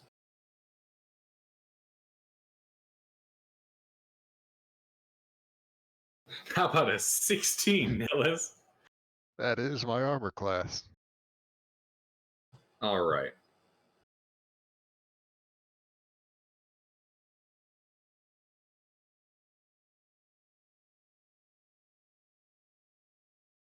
$22 points of bludgeoning and necrotic damage.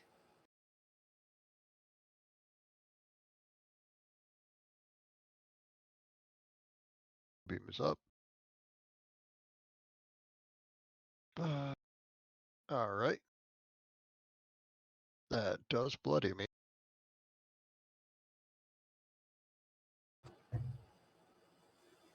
The fuck? How many hit points do you have? 83. This isn't the first time I've been hit this combat. Did you take all 49 points of necrotic damage? Half of it. Okay. The 49 alone would have bloodied. Okay. Yeah, he took 23 there and 22 there, so. Right. That's No, 20, no. That's 25. Yeah. Right, no. Yeah. Are you the right level? What? Level 11. Okay. Oh. Yeah, no, I just... What? Did you not update your hit points? My sheet has it stuck on level 9 health. Yes, I think you're a little less fucked up than you thought you were.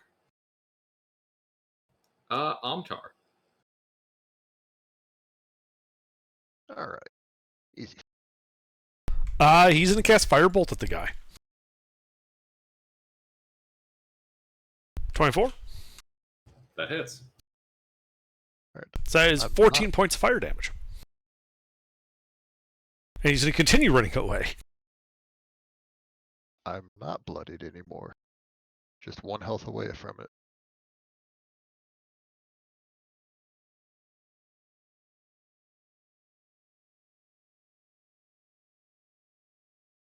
That's all.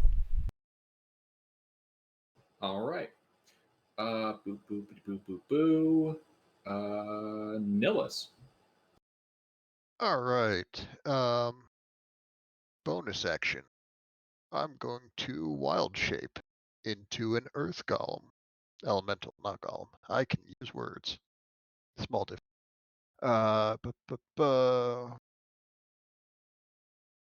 There it is.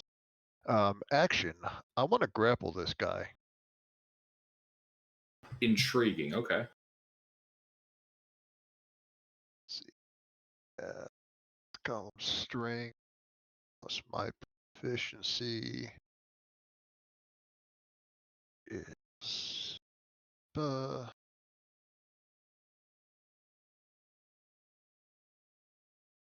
22.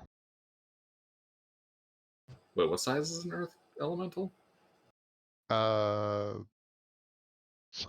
they large? They are large. This guy's only medium, right? Correct. All right, so that's a 26.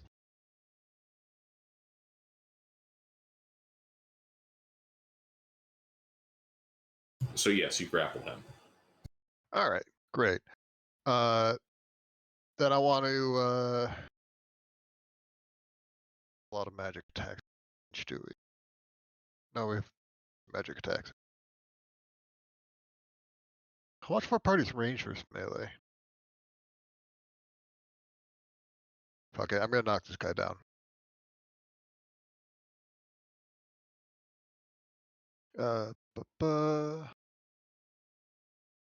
Trying to shove him prone. Yes. Does this also get advantage, disadvantage, or is that only to grapple? Just to grapple.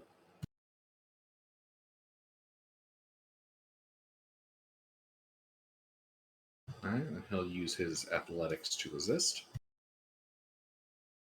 You shove him to the ground. Wonderful. Then I'm going to just drag him into the moonbeam. So you're climbing in too? No, like drag him across the ground, just shove him in the moonbeam. Okay. At the half speed of what elementals get, like 40. All right. So you're actually like letting go as you toss him in. Can I not just hold him in there without like burning myself? Sure. All right, I'll take it. Sure is better than no. That's my turn.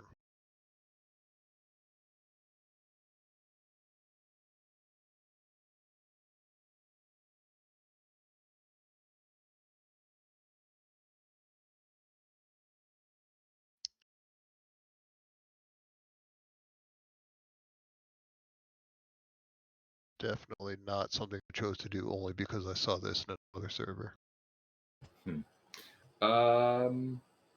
Fea. All right. Is it just one guy? Yep. And how far am I? Let's see. You would be. Nice. Moved into the moonbeam. 5, 10, 15, 20, 25, 30, 35. You would be 35 feet away.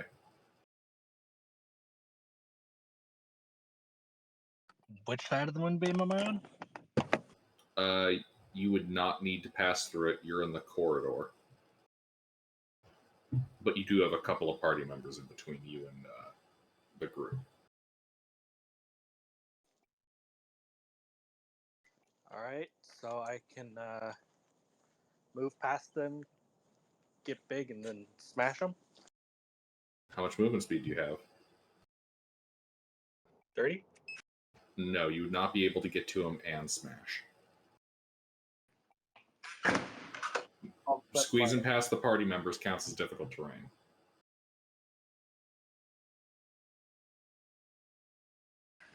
But I go from occupying 5 feet to occupying 10 feet. I just want to go that 5 feet forward with that. Right?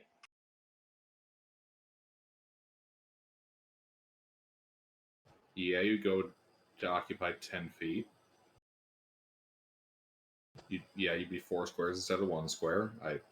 I'm not entirely clear on what it is you think you're doing. Well, like I move 30 feet, so there's 1 square between me and him, and then I occupy that square when I get big. Yes, except it takes, double movement to get through your allied squares, and you have several you're getting through. Okay, I didn't know that one. That's why I mentioned that you're having to get past party members. So then how far would I be after 30 feet of movement? That would put you in the door frame itself, which would be 5, 10, 15 feet away.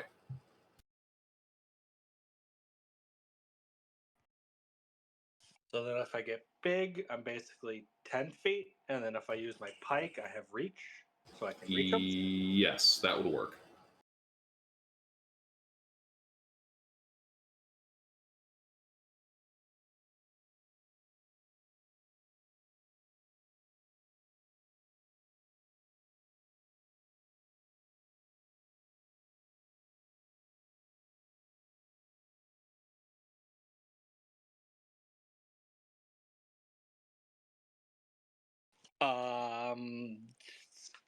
It's a good thing that I'm lucky, right? Is it? It's a good thing that he's being held down onto the ground and restrained. He's prone, not restrained. Yeah, that. He is prone, so you would gain advantage on it. So Advantage within 5 feet, disadvantage further away. that's true too. Mm-hmm. So you would be attacking flat.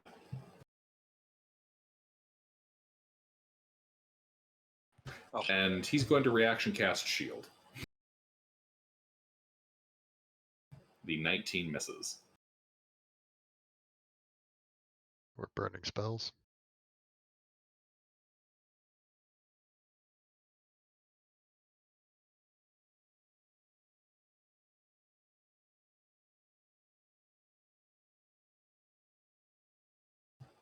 So are you using lucky, or what are you doing there, Freya?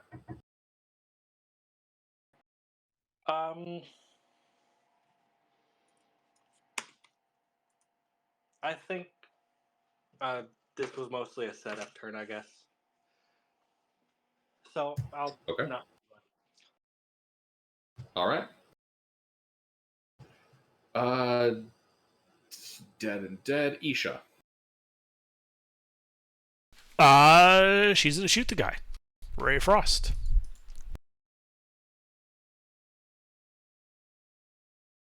You still prone? Yeah. 13? Nope. Alright.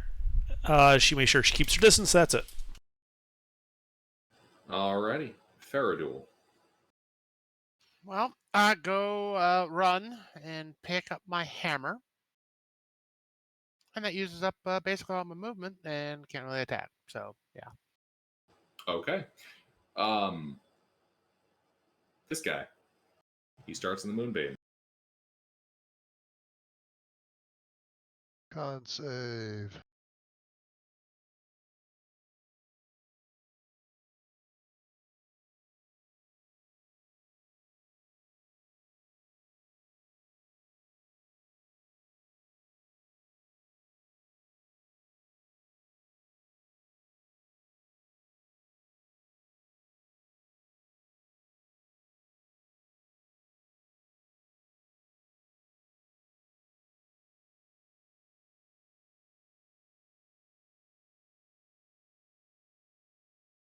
I believe that fails.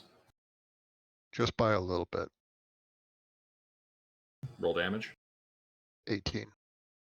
Oh. Oof. That is uncomfortable. I'd imagine. One might even say that that was damage.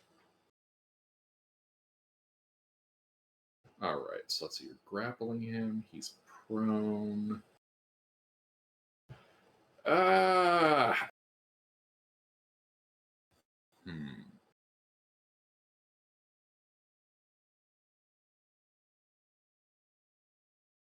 You know what? We'll do this. He casts a spell.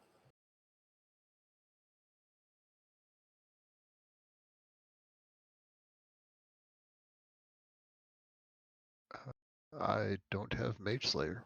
Yep. As the area around you is filled with a noxious green cloud. Or rather, a killing cloud of sorts. Yes. Kill Cloud. Yes. Earth elementals are immune to poison damage. Mm-hmm. Alright, the kill cloud kill goes up. That is his shtick for now. So it's the end of his turn. Yep. I would like for him to make a wisdom save or be charmed. Does that require you to see him? Yes. You can't see him. You're inside of a cloud kill. It's heavily Darn. obscured.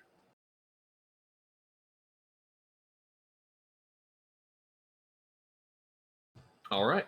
That's his shit. Sinclair, at the start of your turn, you are inside of the cloud kill. Okay. I need a Constitution saving throw from you.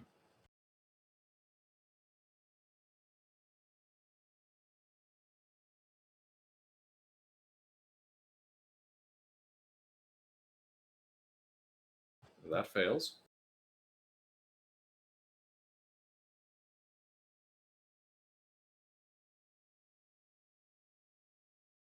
You take 23 points of poison damage. Okay.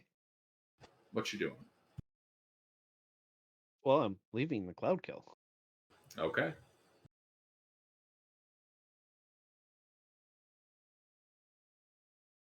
You going north, east, or west?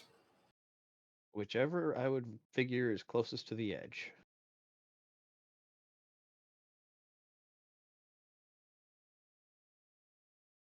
So, west, I guess. I'm Okay. assuming on the western side of the door. I was about to ask, do you want to jump off the railing? We never specified which side of the door I was on, so. Yeah, fair enough. Yeah, okay. So you run west. You only have to go like 15 feet around the cloud. Yep. Anything else? I chatter my teeth together. Oh, right. Okay. End of your turn. This guy takes his wacky stick and does some whacking.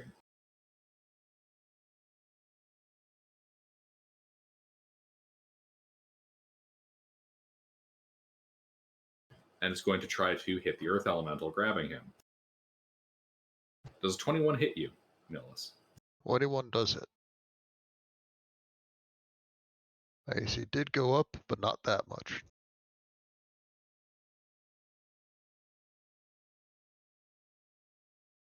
$22 points of magical bludgeoning and necrotic damage. But that is non-magical, so that doesn't apply. And what was the other one? Not bludgeoning? Necrotic. No resistance there. Take 22. Alright. And a concentration check. But I get my proficiency with saving throws. ability checks and wild shape.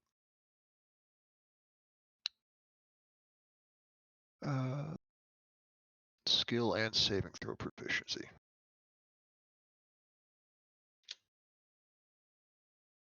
$17.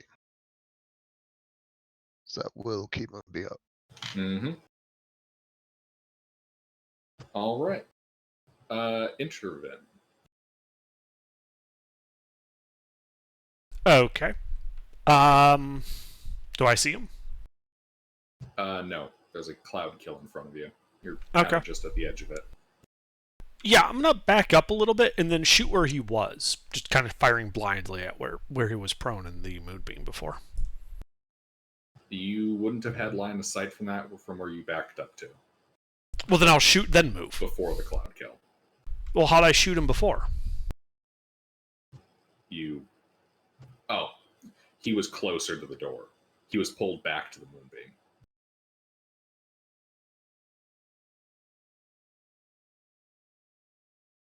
So he was by the doors. You shot him.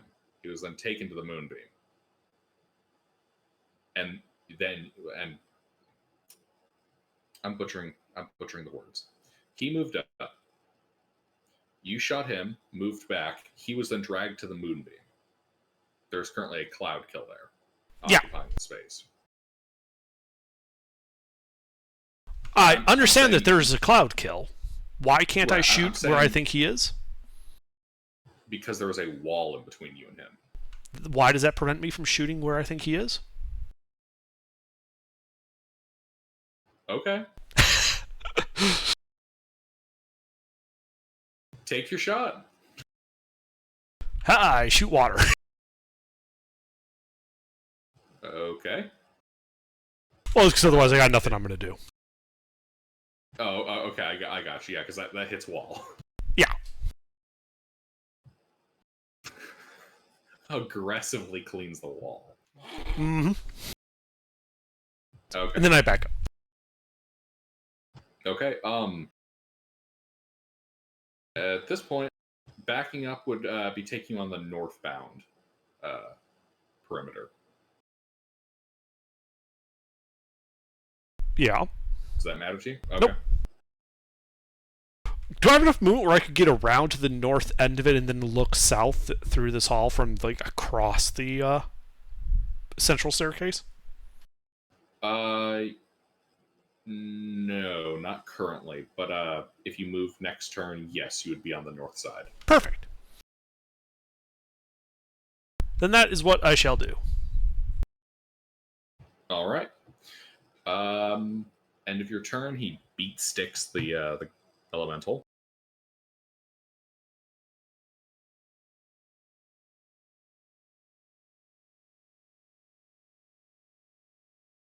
It's a 16. miss.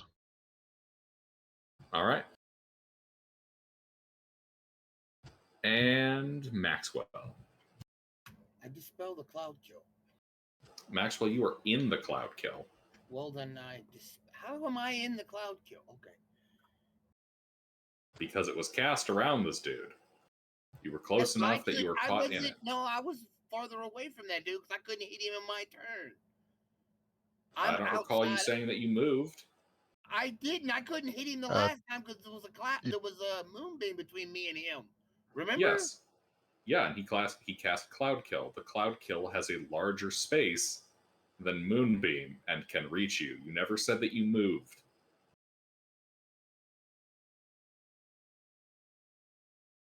Constitution saving throw.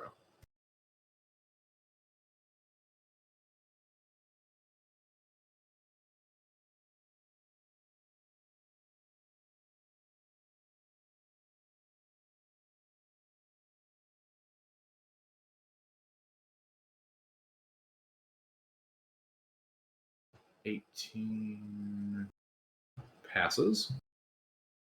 Save for half.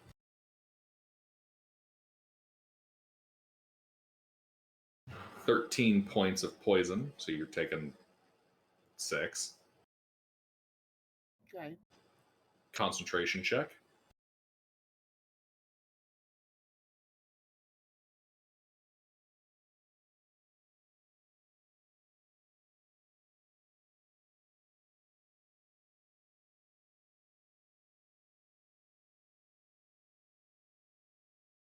All right. You maintain your shadow blade. Dispel the cloud kill. All right. Roll.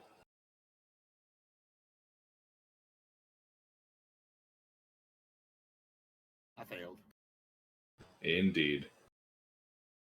The spell slot is Done. expended, but does not dispel the cloud.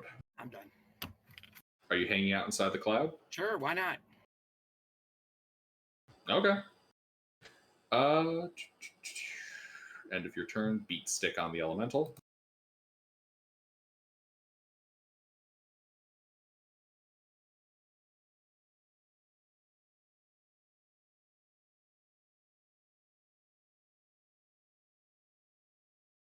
$21.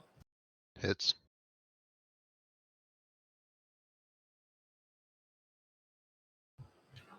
$26 points of magical bludgeoning and necrotic damage. Moonbeam stays.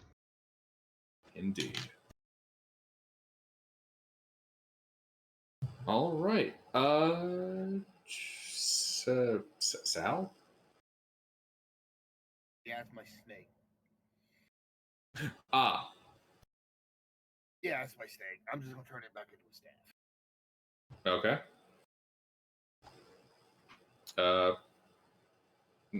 Nothing else then? No. Okay, Amtar. All right, does he have a line on where this guy is? There's a heavily obscuring cloud. Yes, but is there a wall between him and where this guy is? Oh, yes. Yes, there is. Well, then he's going to run north until there is no such wall. Is he dashing? Does he have to?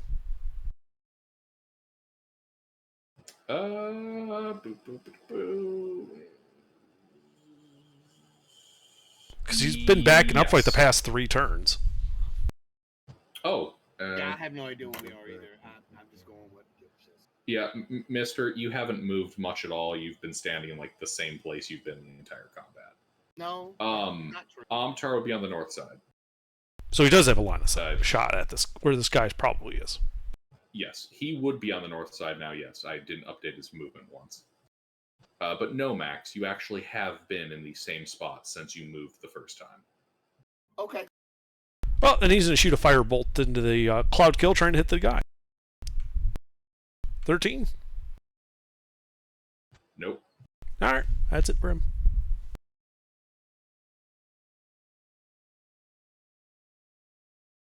Alrighty. Nillis. I'm going to manually dispel magic by punching him in the face until there's no more cloud kill. An interesting game plan. Alright. Wait, do you have, like, what would that be? Tremor sense or blind sense? I think Tremor sense 60 feet. Okay, so you would be able to see him, and so you're not attacking flat, you'd be attacking at advantage. Does a 25 and a nat 1 hit? A 25 hits.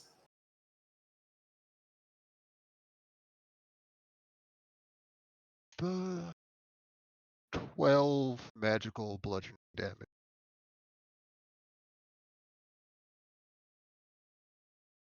Mazrun of Sargosh maintains concentration.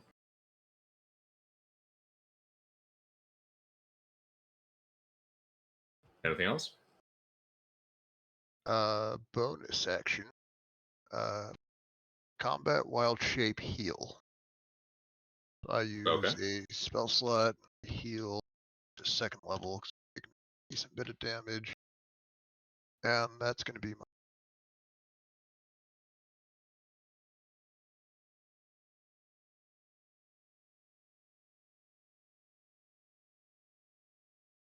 Yeah, that's it for me. Alright. Fea, I believe. Alright. So, did we do any rest after the end of last session? Nope. We had a short rest. A short rest? Yep. All right, that's great. So I'm in the cloud kill, right? Indeed. Con save.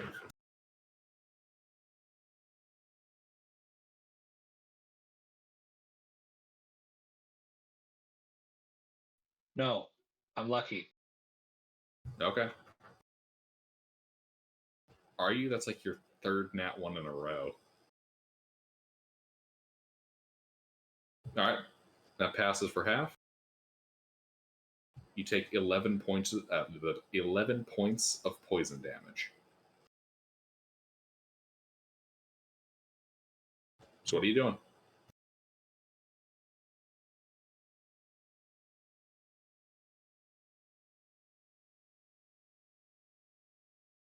What you doing? All right. Get angry and start hitting him.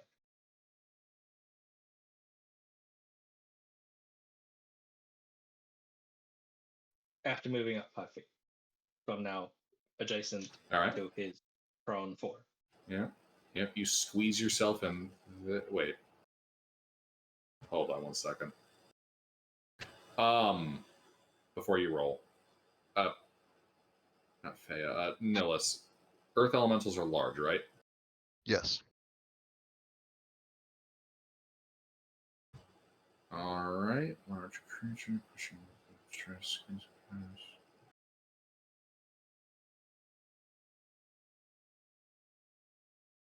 Alright. Yeah. Fea's not having to move anywhere, so it's just attacking. Yep.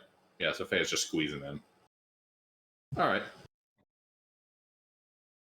All good. Proceed with your attacks.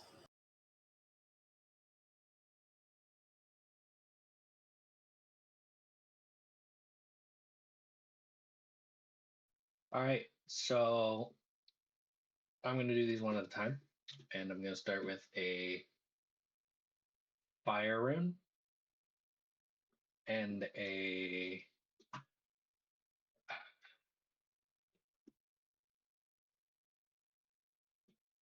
disarming attack. All right, so we got a 25. All right.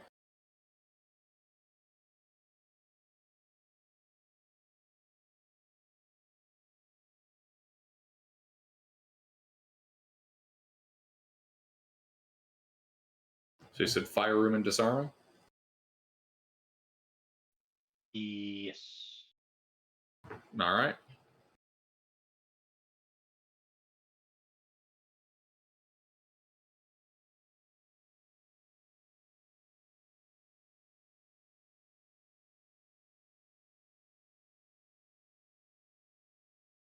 I reroll the ones. Mm-hmm.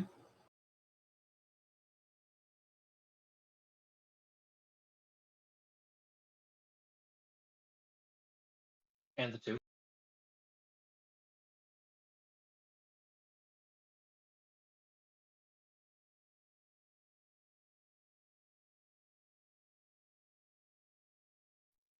For 29 damage. And now he needs to make a strength to or be restrained, and then a strength save or lose his staff. All right, so 2 strength saves? Yes.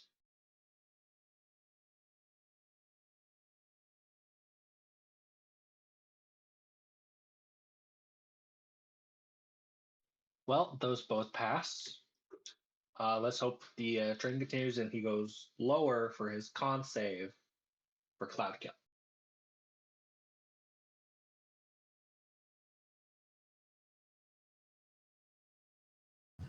So you want to run that by me again?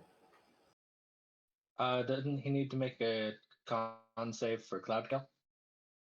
Why would the undead be making a save against a poison cloud? Isn't he concentrating? Oh! Oh my god, yes. No, sorry, for some reason I thought you meant, like, shouldn't he be getting poisoned by the cloud? No. I dealt Yes, 29 there's damage. the concentration. Yeah.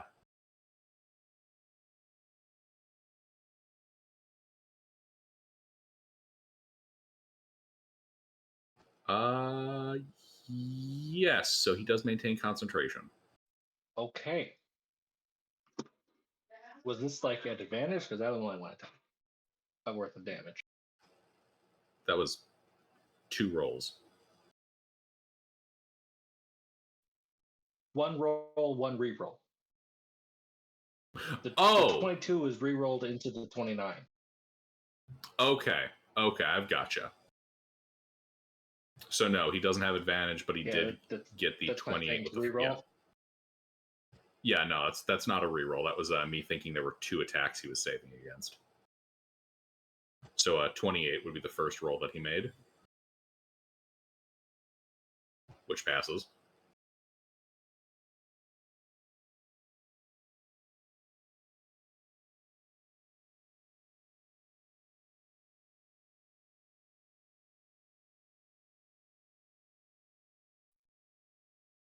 So 16, and this is the 17 passes, and then 14 damage. All right. So 2 more saves.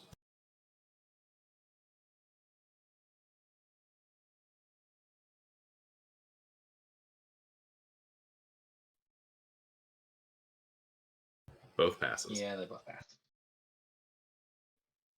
Action surge, 3 more attacks.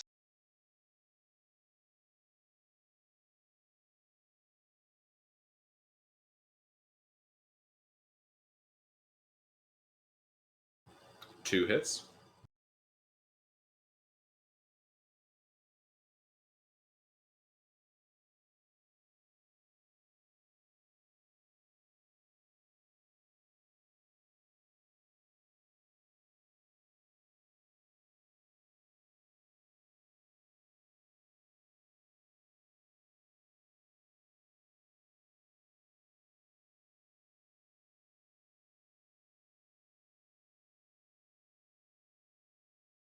And 2 more saves.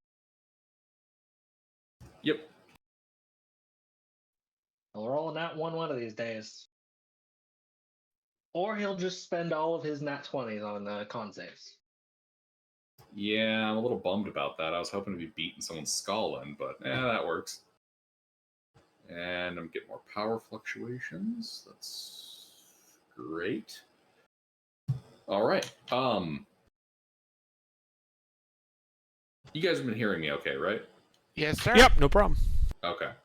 Want to make certain because the voice connection has been dialing between red and green. All right. It's all good. Yeah, I've been hearing some stuttering, but I've been understanding everything. Okay, excellent. Anything else, Faye?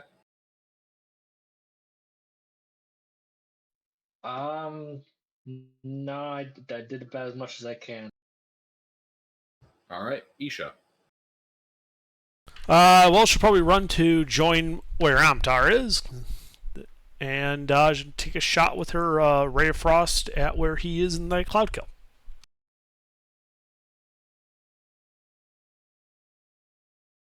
Mm-hmm. Does a 15 hit him? A 15 does not hit. Okay, that's it.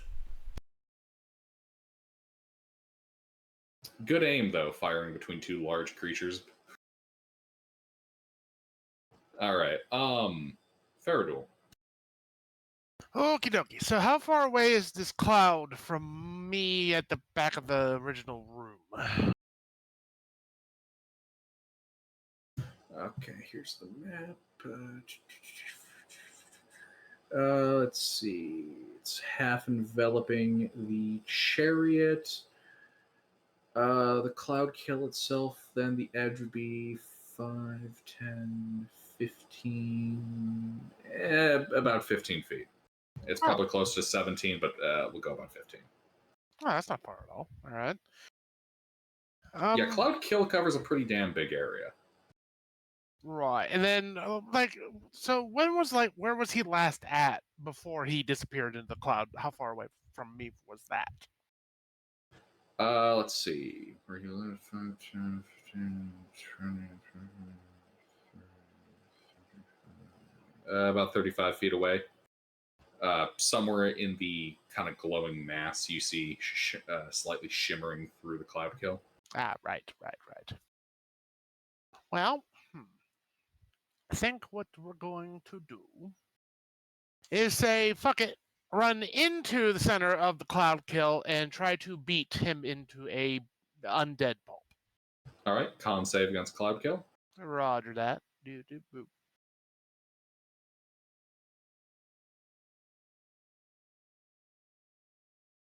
You take half of 26 points of poison damage. Excellent. Con save for Moonbeam.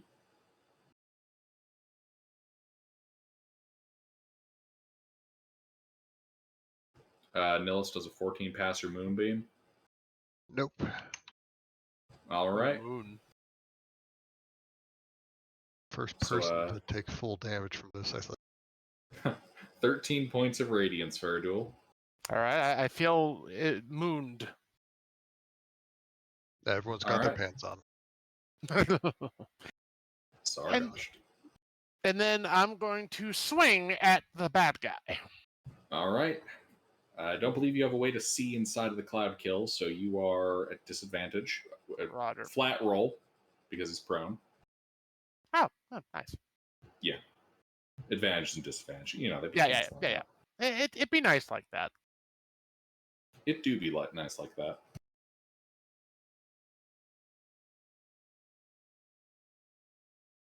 Oop, is that going to work? No.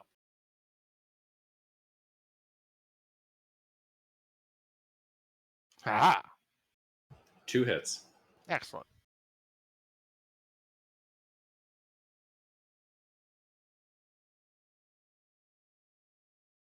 Aha! 40 points of magical bludgeoning damage.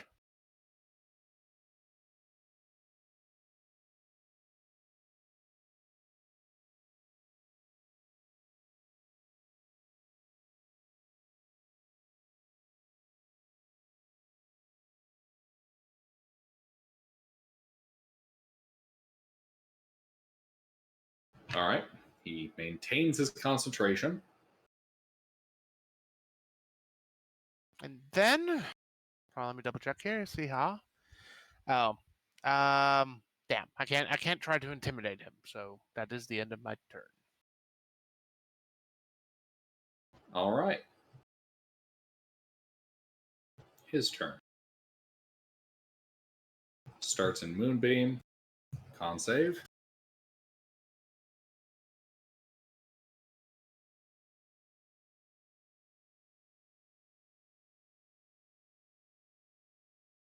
Fails for 18 points of radiant.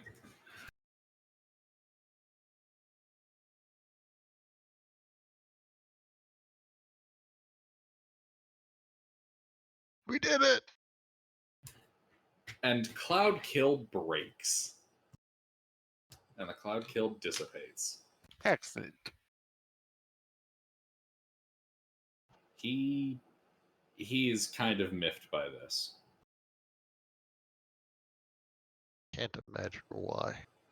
So what he will do is cast Cloud Kill. I was genuinely expecting that without prompting from us. He's gonna cast Cloud Kill again. he does actually have the spell slot to do that. But no, we'll switch things up a little bit. He is going to cast a different spell. I need a Wisdom saving throw from Nillis and Fea.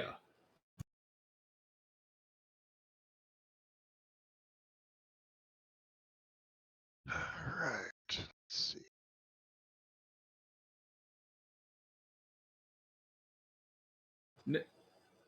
Isn't Nillis a druid? Yes. Okay. What? Oh my. That's Fea's -1. I know. I know. Sorry, I've been staring at my map and apparently I'm just okay. Nillis, Nillis, you're fine. Fear does not render you frightened. My brain is far too smooth to understand fear. Fea, that fails. You doing anything with that? Fea is indomitable. Uh-huh. That fails. Yeah, I didn't think I'd pass. I just might as well use it. You doing anything else with that? I mean, I guess I might as well try my luck. See if I can get a 20.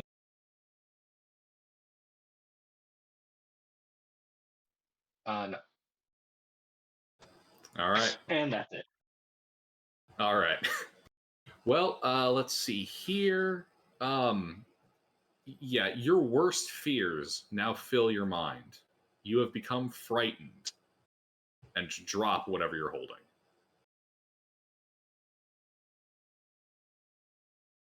Additionally, while frightened in this way, a creature must take the dash action and move away by the safest available route on each of its turns. Unless there is nowhere to move, if the creature ends its turn in a location where it doesn't have line of sight on, well, this guy, the creature can make another wisdom saving throw. All right. So yeah, you're frightened. Mazrun is apparently a scary boy. Spooky, scary skeletons send shivers down your spine and all that. I mutely All scream. right. Everybody but the enemy can hear it because of the telepathy chat.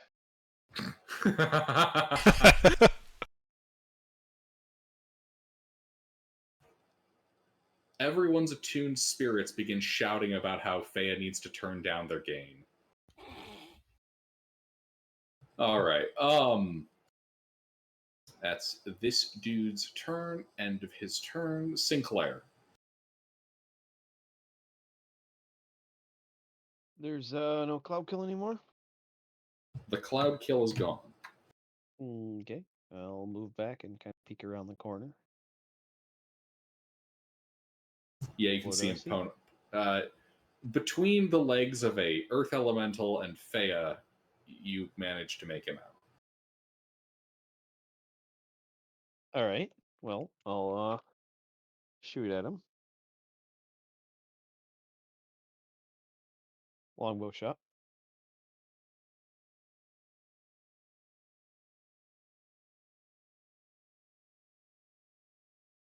Does that manage to hit through all the legs? Yes. Through some miracle, you managed to thread that shot. I banked it off the floor, duh. All right. Fucking vapor trail like with a Halo sniper rifle. Yeah, exactly. Oh no, you can literally actually do that with air. You can skip arrows off the ground. I know.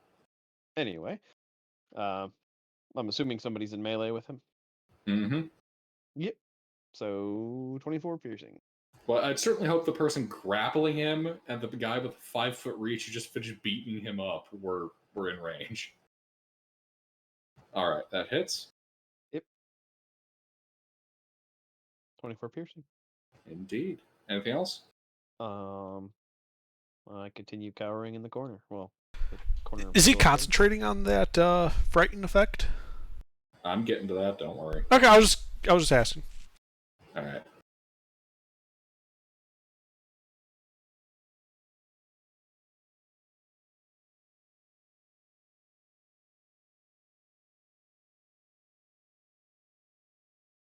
How spooky. So, indeed, he maintains the spooky, scary skeleton effect. All right, end of Sinclair's turn. Hey, Faradul, what kind of armor are you wearing? I am wearing, as soon as I find it, half plate. Cool. Legendary action, Shocking Grasp. Ooh, it's electric.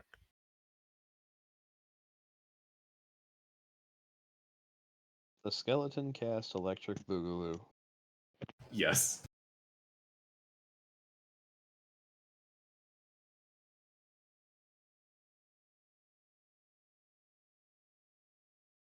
9 points of lightning damage to you, Faradul, as he pokes you in the shin with his stick. Oh.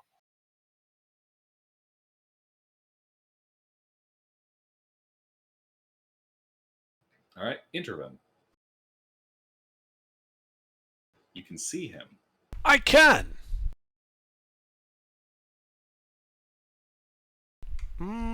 Tasha's hideous laughter. Isn't that a range of 30 feet? Yeah, how far away is he?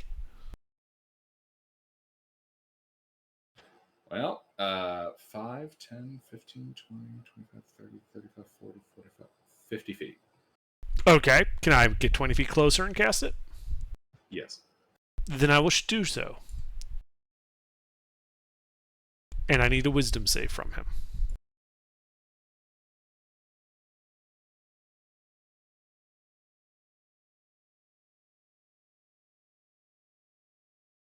He passed. Barely. Better than last time you tried. That's it. All right. His legendary action takes effect. He takes his beat stick, and he keeps beating the elemental. Now, why would he want to do that? That's not very polite.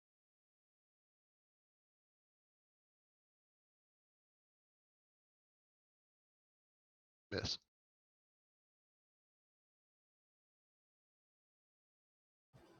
All right. Max. I cast mass healing word. Healing I'll upcast it. Healing Faya, Faradul. They're all within 60 feet of me, right? Thea, Faradul, Nillis, and Sinclair are all within range. Okay, yeah, those are the ones I'll hit, including and myself. And does it matter about line of sight on that thing? Doesn't say. Oh In yeah, that yeah. case- I have to see them. Okay. I have to see them. Wanted to confirm because Intervin is technically within range, but he's through a wall. Don't worry about it. I'm good. All right. Actually, it's you pick a point within 60 feet. Watch out from a point of your choice within range of 60 feet, and then from that point up to 6 creatures in a 30-foot radius sphere centered on that point. It doesn't mention line of sight No, for mass cure wounds. No, I'm casting mass healing word. Oh, all right. Yeah, mass healing word requires from me 60 feet out within anything I can see. All right, got the wrong mass healing spell then. All right. And since I'm upcasting it, any spell that is on effect that is on them that is level 6 or below is dispelled. Ah, give us that healing roll, and Fea, you are no longer frightened. Yeah, that's The primarily the screaming reason I done stops. that. That's primarily the reason I done. Is that a life cleric thing? It's a Arcana. That's neat.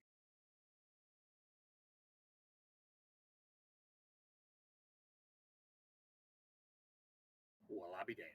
Well, 15 points. Everybody gets 15 and ends a spell effect. Neat. Yay. Hooray! Very cool. I can keep pummeling this guy. Yes, that is the definite reason. Yes. And I am done. All right. Oh, I forgot one other thing. My apologies, gents. The cloud kill is gone, so you can see that he is bloodied. Ah, neat. All right, I'll be back. All right. Max turn end. This guy. Yeah, he's gonna keep trying to beat the elemental.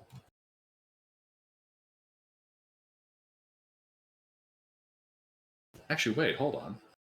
He can try to shove you. Yeah, he's going to try to shove you off him instead.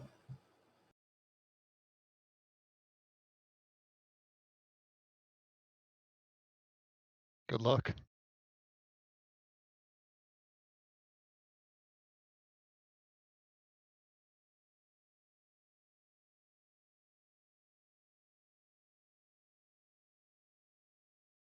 You know you rolled that wrong, right? What I You roll have wrong? advantage. Oh, You big man, he little man. I thought that was only for the grapple, not shoving. Was it not also for... You know, It's also for that shoving. may actually not have been. Okay. Okay. Good to know. But yeah. Yeah, he does not push you off of him. He just kind of fucking grumbles there, mumbling some shit about how he's going to get you. Yeah. Amtar. Well, this guy's all the way over there, and he's gonna shoot firebolt at him.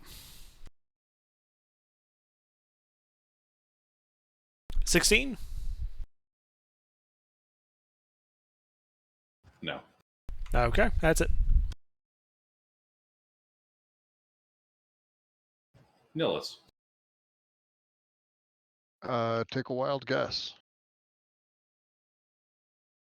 Whack, whack. Whack, whack, whack, whack. Whack, You whack, might have pound. had. Yeah, that's about it. Pound, smash, crash, slam. Sounds about right. 2 hits. 21, 27.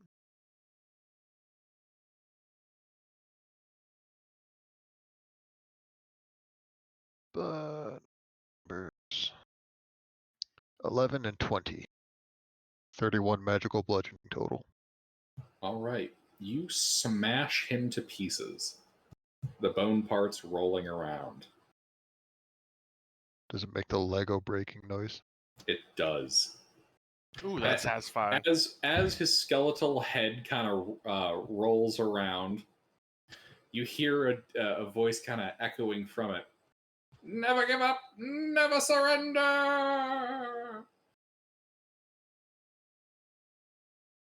I didn't know it was Buzz Lightyear.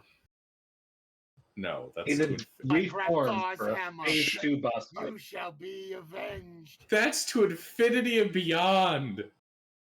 That's Buzz Lightyear.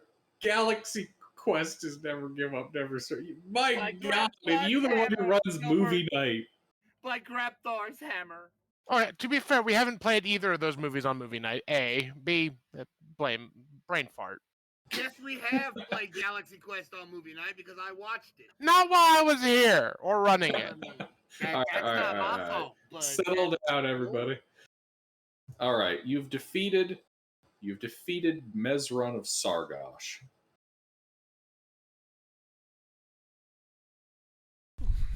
Great. Let's loot his shit. Yeah, let me tap back over to his shit. 1 second. All right. Shit. Let's see. Shit. Shitty shit. Where the fuck did we keep the shit? The toilet, obviously. No.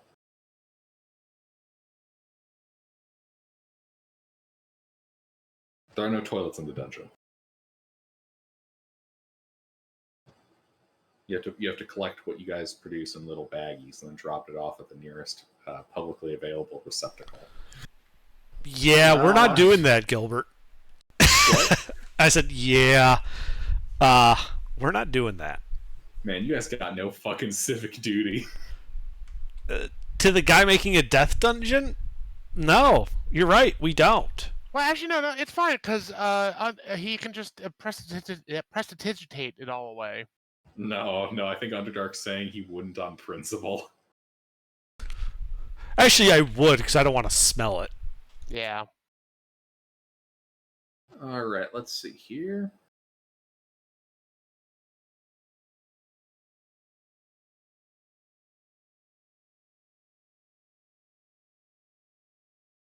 All right, yes.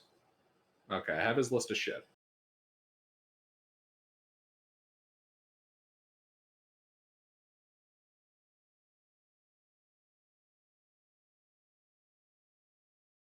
So what you doing? Well, I believe I was going to do a detect magic ritual to see if any, because there was a magic thing in there. Yeah. Indeed. It is coming from an amulet underneath his bronze plate. Well then, I shall do an identify ritual on said amulet. Ah, yes, an identify ritual. Okay, you touch it. Whoa. All right, bitch, give me that charisma save. Fucking see if you fail this one. Rat bastard innerhead. 2. Oof. Hey, that's the second net one we've had with advantage. +1. 1. All right, so let me grab it for you.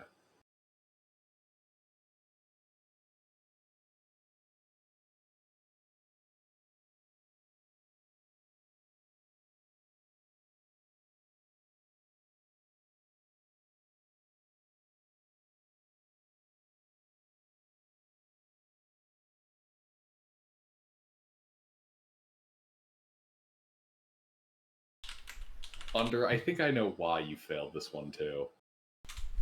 Okay.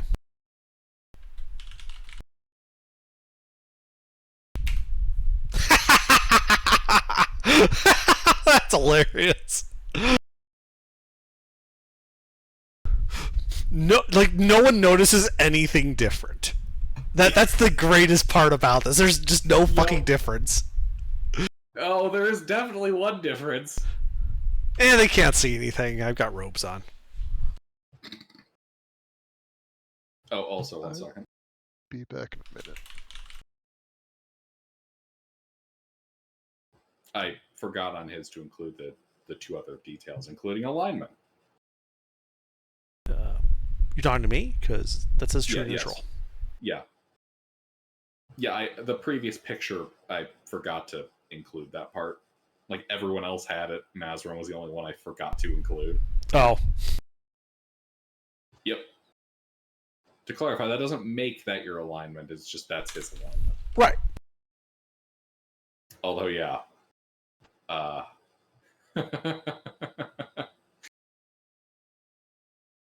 It's a match made in heaven. I wouldn't go that far. I mean, pretty hellish. You're right. It's a match made in the Tomb of Annihilation.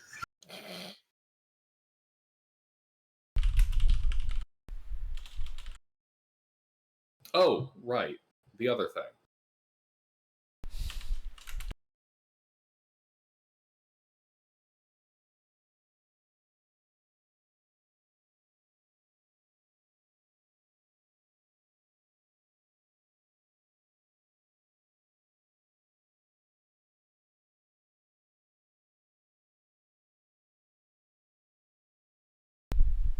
Ah. Neat. Hey, Faradul. Yes. How strong in Constitution are you? I mean, I get a +7. You have a 24 Constitution? For a Constitution save. That's not what I was asking, though. +3. So you have like a 16. 17, yeah. Okay, you really want to attune to this necklace, then. Because this necklace, if you attune to it, will make your con score 19. Okay. And since you're kind of our tank, you having it kind of seems like a good idea. All right. Is there a negative? You have to attune to it. So it takes up one of your attunement slots. Well, I mean, I can't. Well, I mean, I can just give back the bracers to our archer, so that's fine. Yeah, Yeah, I can just hang. Yeah, because aren't you like actually full up on attunement slots? Not right now. No, he has 1 open attunement slot. That's why he was going to take the bracers of archery. because he has the short bow, so the +2 damage on top of the magical damage. Ah. But if he's going to tune something that buffs his con, yeah, I'll just stay attuned to the Braces of Archery and then attune to the staff later. Wait, so to clarify then,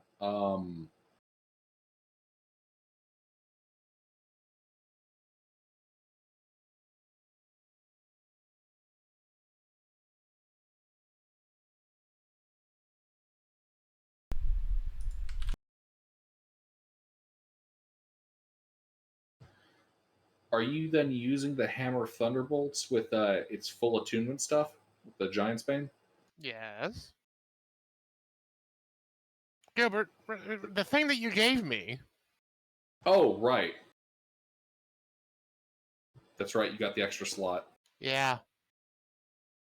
Forgot about that part. Yeah. See, I didn't. Yep.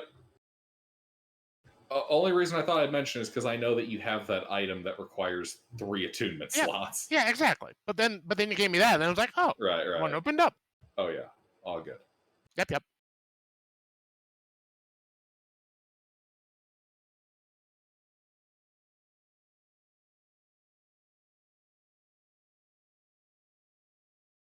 Are we in any rush or take a short rest?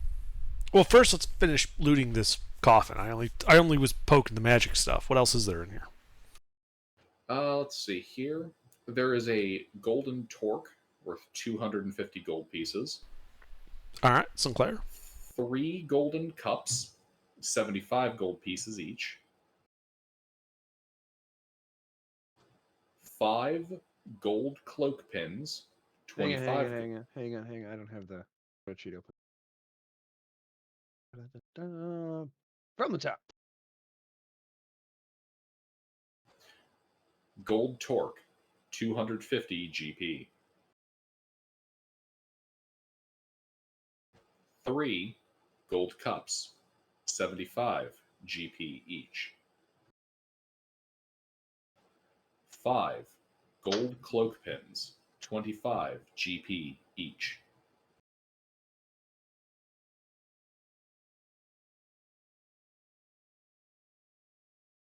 $25 by 5? Yes. Okay.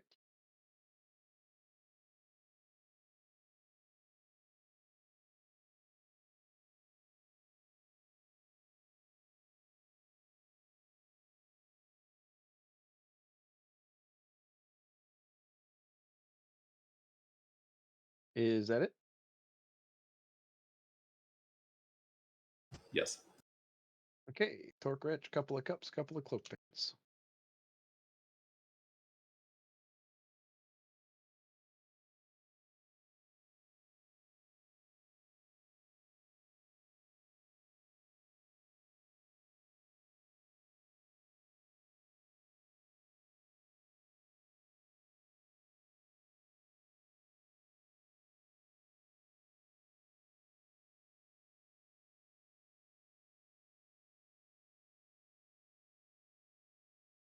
Sorry, what was the last part?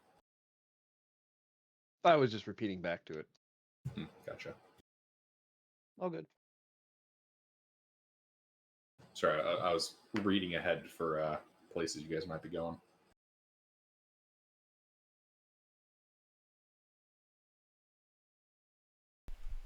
All right, and then I just want to check like this coffin, the chariot, and the room. You know, just for secrets and hidden things. All right, give me an investigation check.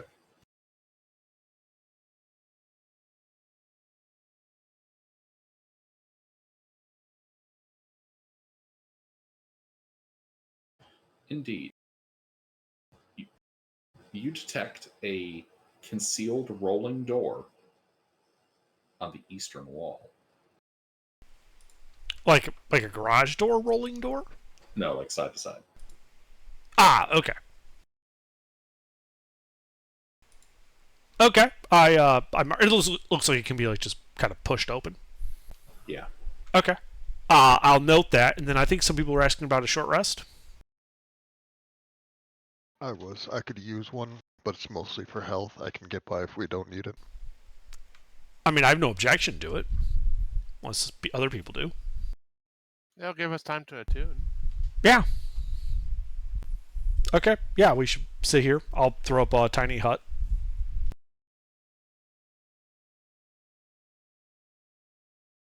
Alrighty.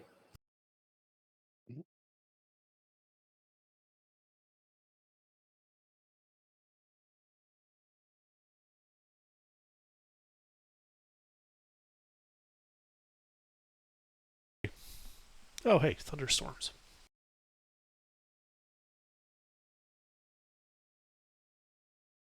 In a murder dungeon? Well, I guess I know why Gilbert's lights were flickering.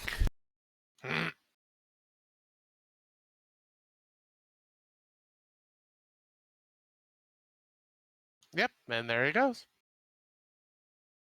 Intervene. You shouldn't have said anything. It was all fine.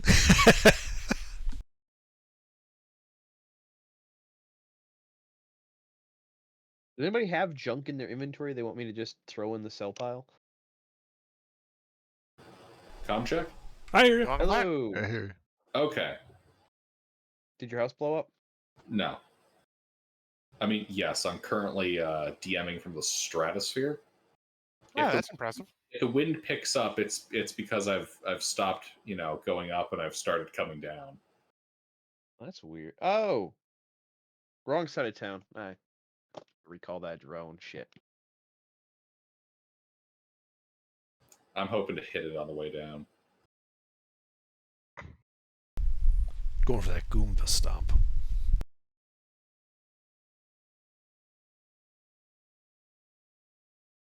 The A O in Goomba Mario. Alpha. The O in Mario stands for orbital. The Goombas have met the orcs. Now Mario has to get away from the big Goomba Stompa. Wow. Wow. Wow. I was really tempted to do the Pokemon Wobbuffet. Wow, Buffet. All right. Okay, so the fuck you doing? Taking a short rest. All right. Let me roll my dice. I did throw up a tiny hut. So it's an hour and 10-minute long rest. No, I'll just do it at the beginning of it. But yeah, it's an hour and 10 minutes. Yeah, I know. I mean, Whatever. they technically could start their long rest before you throw up the tiny hut. They could. No, I they couldn't. stand around stomping their foot. All right. Gilbert, that is a very large die for having one number. Yeah. Oh, and also, Ruffles, I have a light crossbow and a battle axe you can huck into the pile. Okay. Light crossbow. Da, da, da, da, da, da, da, da.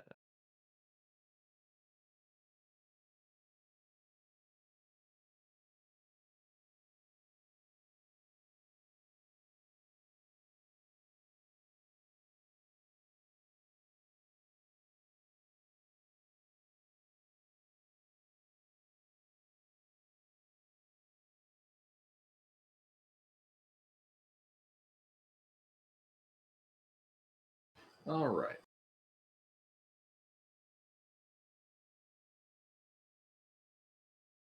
Fucking undernet wanting. Had to happen sometime. Yeah, it had to happen.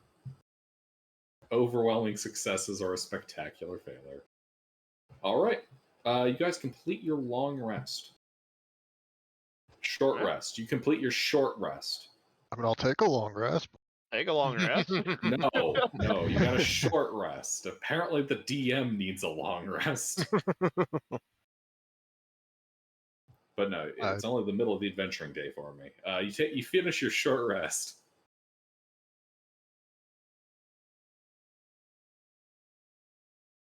Where, pray tell, do you wish to proceed?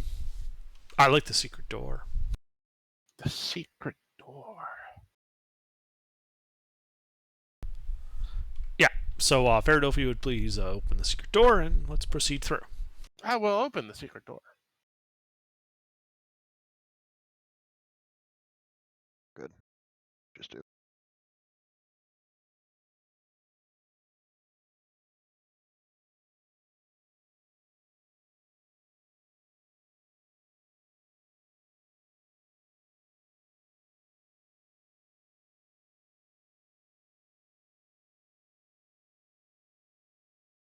I just looked at our healing.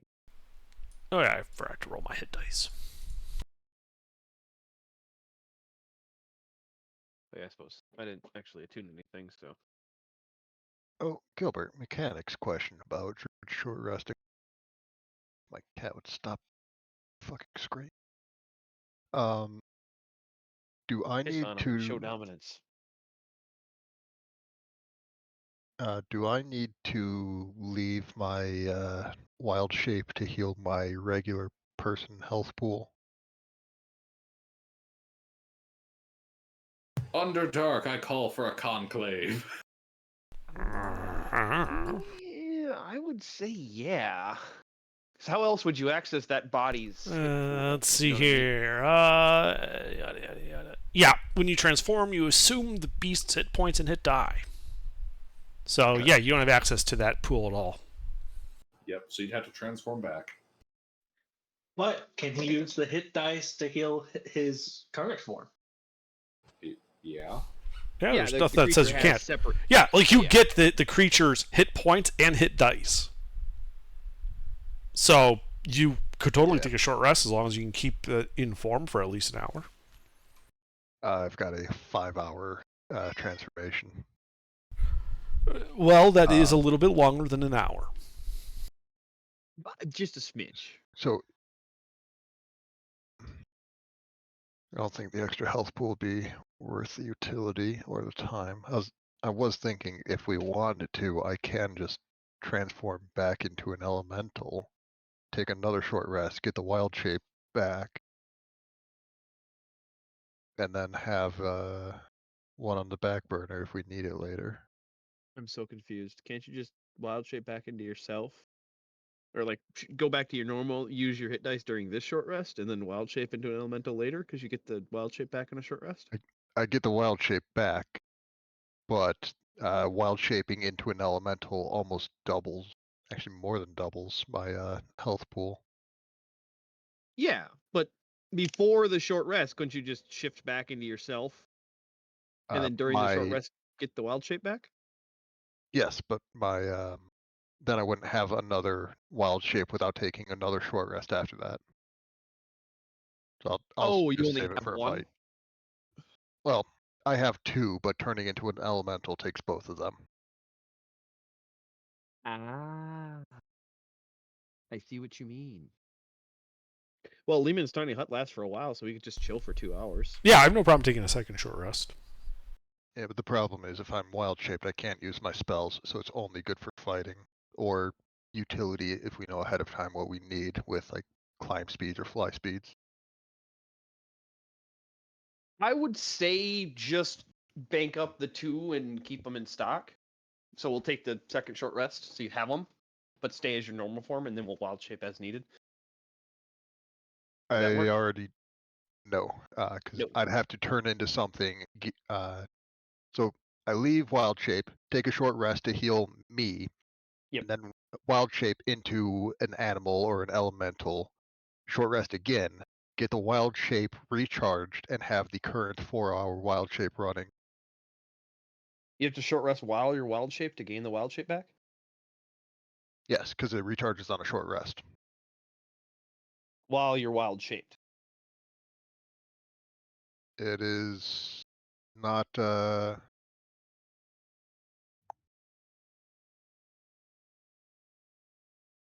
Yes, I retain features from class, race, etc. Don't retain special sense. So it's a feature from my class. So it would So you would get recharge. it either way. You wouldn't have to wild shape to get it back. Well, if he's this way, he's doubling up on the wild shape. He is wild shaped while having another 2 wild shapes. If he's in his normal form, he only has 2 wild shapes. I see what you're saying now.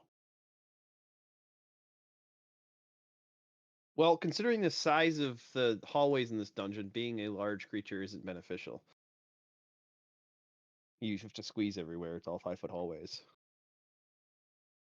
I mean, it's beneficial for making a choke point. It's up to you. But no, I'm just gonna take the one rest and we'll be fine. We'll save wild shape for what we need later.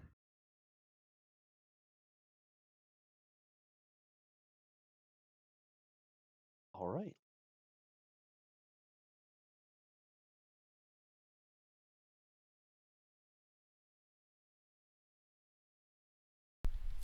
Then secret door, I think. Fair duel, if you please. Indeed, I open the door. You slide the door open, revealing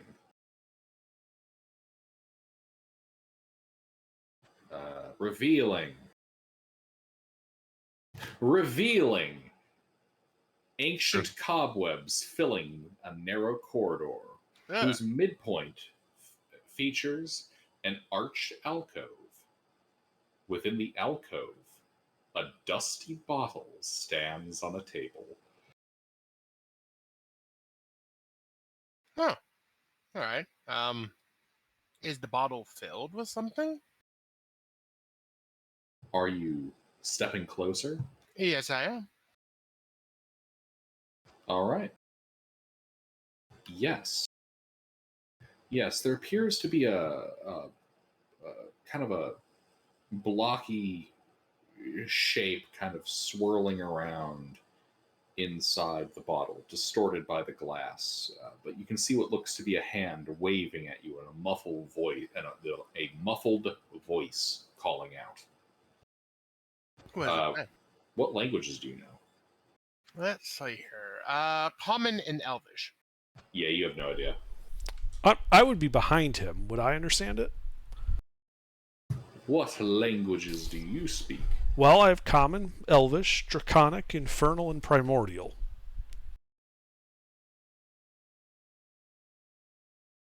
Yes, you would recognize the language spoken to be of the Terran dialect of Primordial. Okay. Well, I respond in kind. Greetings, being in the bottle.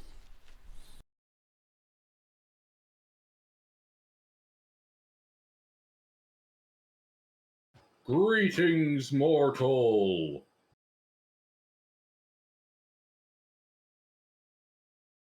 I require that you free me from this bottle.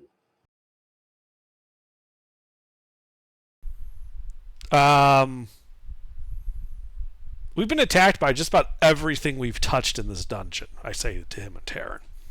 What guarantee do I have that you don't intend us harm?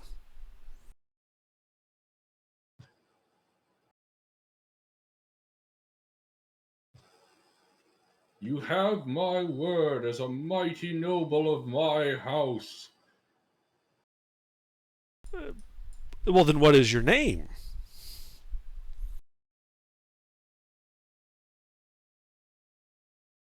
I am Kejma al-Wazir. Do I know the House of Al-Wazir? Go. Give me a history check. Okay. Sorry, I barely understood you there. That was a bit of a power clicker. No worries. Intervin, I can give help on history. I already rolled. Yep, you already rolled. Intervin, you ain't got any ideas. Fuck it, we can take him. I unstopper the bottle. All right. You unstopper the bottle. In a swirling cloud of dust, you see a large, stony-skinned humanoid emerge. Its lower body composed of swirling dust and debris, and holding a large hammer. It looks at you with its quite literally carved from stone features. Greetings. I'm Intervin. Indeed, mortal. Your service has been greatly appreciated. I shall depart now.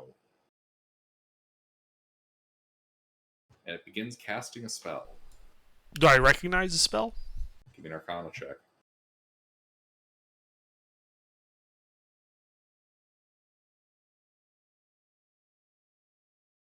Yeah, plane shift. Oh, this is going to be hilarious. I sit back and watch. And they're gone.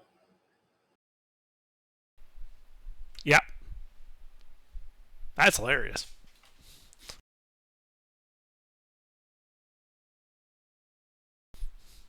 Is the bottle itself magical? Nope. Is it fancy, valuable? Nope. Eh. So just another flask. Yeah, it's just a flask. Yep. Whoever wants it. I'll put it in the party inventory. Okay. Add it to the collection.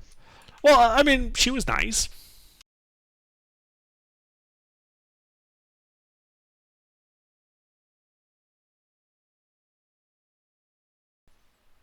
A bit naive, but nice.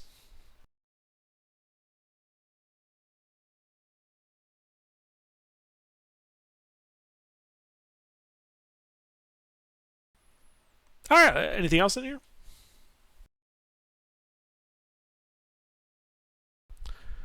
Nope. Well, I'd like to. Ends in a dead end. Okay. Well, I'd like to check for secrets and hidden things.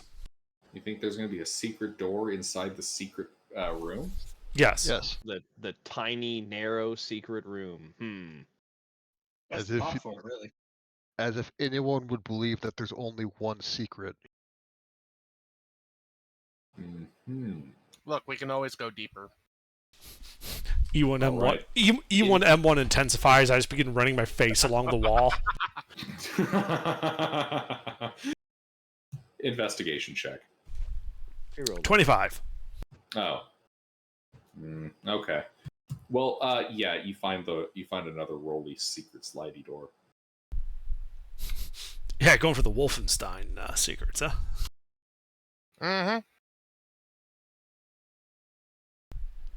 Oh, well, Fairduel, if you would, I gesture to the other secret door, if you would please. Oh, of course. I give it a hearty tug. Or a hearty push, either way.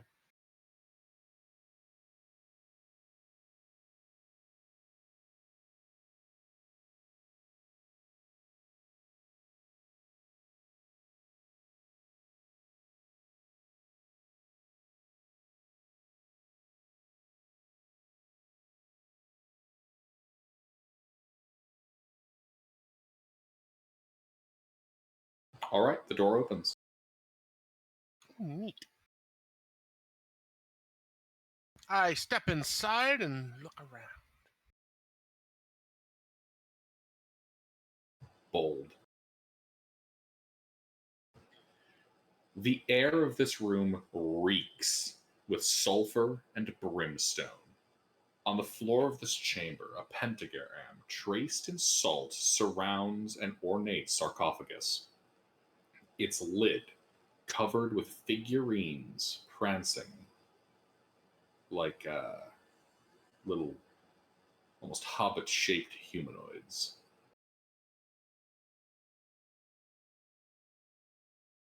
As you look into the chamber, your eyes kind of begin to water. And looking around the room, the angles distort. Like you're almost as if you were heavily intoxicated. Oh, great. It's Zeech. Fun. I'll do a detect magic ritual.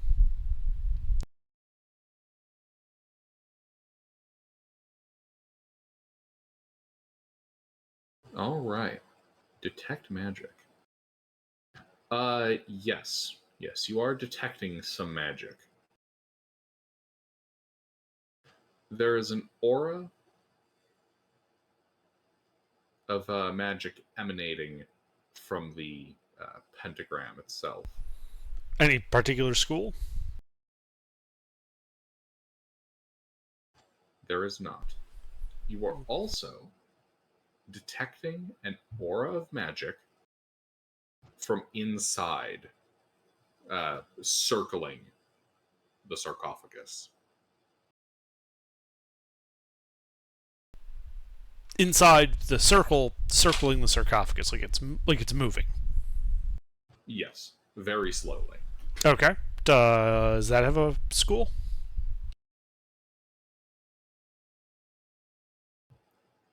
It does not. Okay. Anything magic about the sarcophagus? No.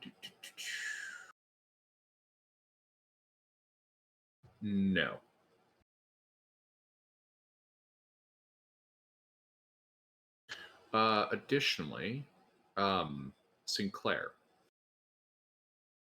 Like zoinks. What's going on? Like zoinks, man, it's a pentagram. All right. Yeah, you hear the sound very faintly of feet. Like zoinks, guys. There's something walking around in there. Mm-hmm. Hold on. I might have a scroll for this. Flip. Fireball. I pull out a scroll of see invisibility and cast it on myself. Oh. Okay, we're going for this then. All right. I mean, I'm seeing something moving around. He can hear something. There's something there. Let's see if it's invisible. Yeah, you do see something. There is a huge red mass in front of you. Armored in what looks to be rudimentary brass plates, a horrific horned visage with burning eyes and great black wings. In its right hand, it grips a burning whip, and in its left, a blade of crackling lightning. And as you witness this greater demon, I need a wisdom saving throw from you. Okay. Is it sleep? No. Is it charm?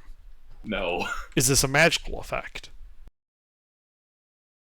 No. Is this a spell? No. Okay. It is your mortal mind revolting against what this is. If you say so.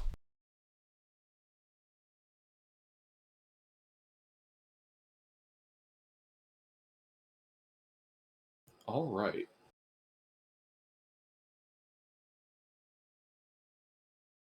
You just barely managed to hold on to the contents of your stomach and managed to steal your mind in this thing's presence.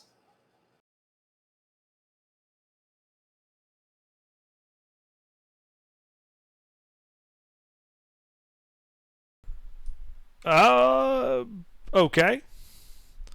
So, guys, don't break the circle.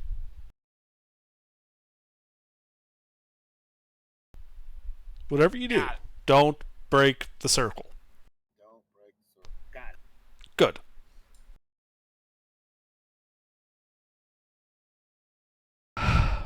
As I'll call out to it and be like, hello, can you hear us?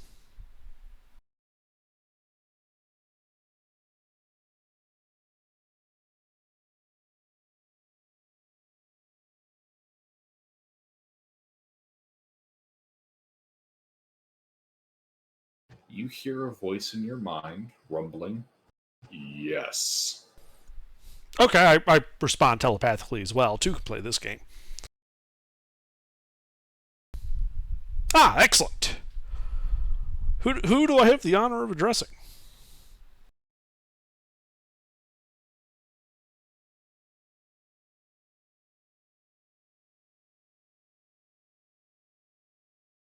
I am Borgaz the Annihilator. Who are you, puny mortal?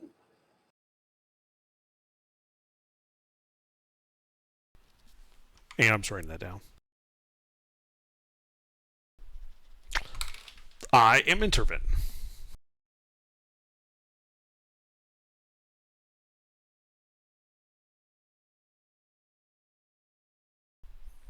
You seem to be in somewhat of a predicament.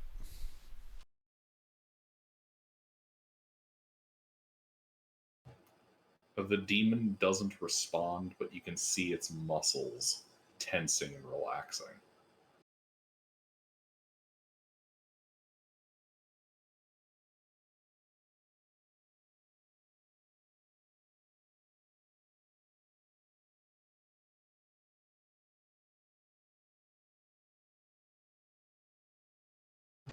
Did I transmit? Yes, you did.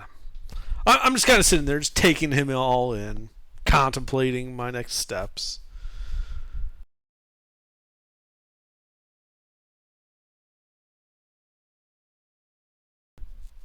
How long have you been stuck here?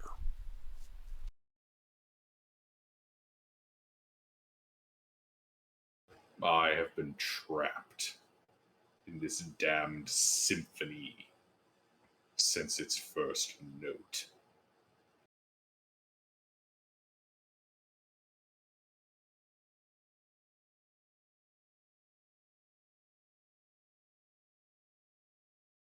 Is he speaking only to Intervin, or is he just broadcasting?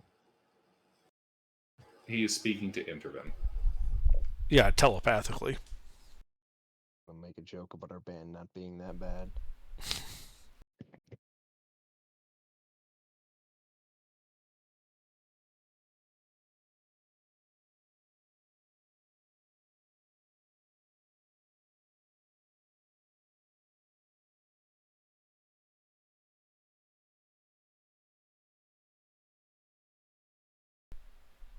Who put you in here?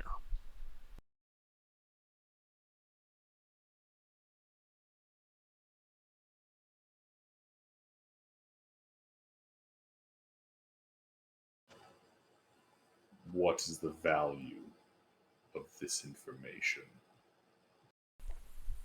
We might have a mutual enemy.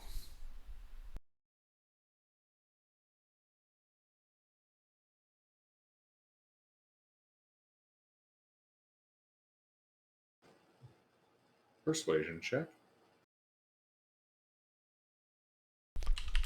I'm good at these. Holy shit, I actually succeeded. Holy shit. Can't talk to anybody else, but demons apparently you can cavort with. I wonder why that is, Intervin. Yeah, I was saying, and no one is surprised. Yeah. To no one's great shock.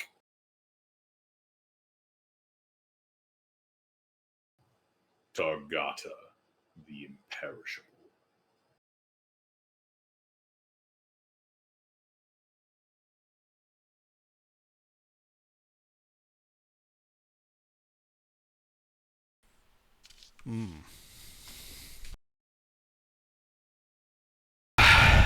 And here we are, as we came to loot and pillage his tomb right out from under him.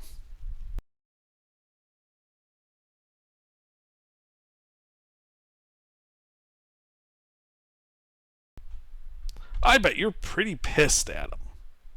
Like you want to see him like turned inside out and dragged through the hells with you. I enjoy slaughter.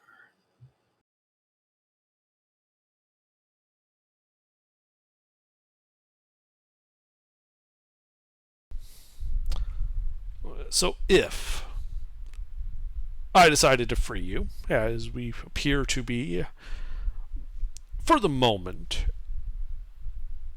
aligned in interests, what would you do? Rip and tear.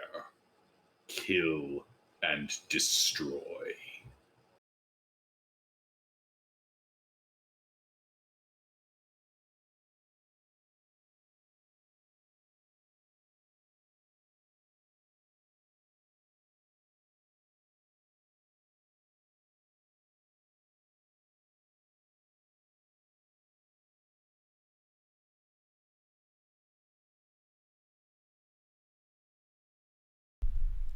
Okay. Starts rifling through my bag, pulls out a scroll. Ah, here we are. And I cast Sending.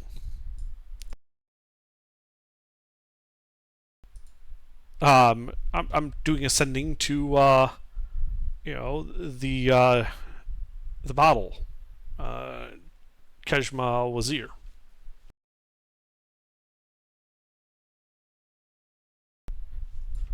And the message is basically, hey, it's Intervin. We found a big like, greater demon next door. And I'm saying this out loud, by the way, so everyone would hear me. Except it's in Primordial. So maybe they don't understand me, but I'm saying stuff out loud now. Sinclair would. Yeah. Any chance that the House of Al Wazir would be willing to open a gate and, suck him out of here so that, he doesn't destroy this entire plane?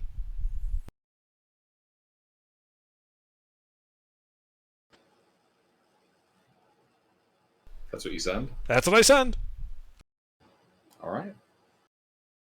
Several moments pass. There was no response.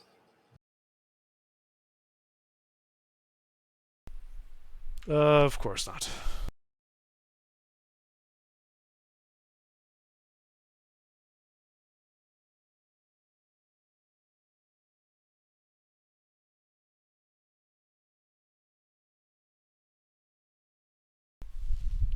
I turn to the demon.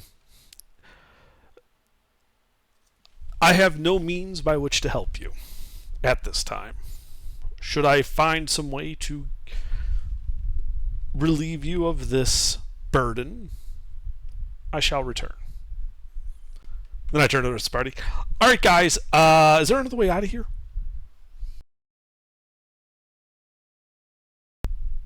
Because we should be moving on now.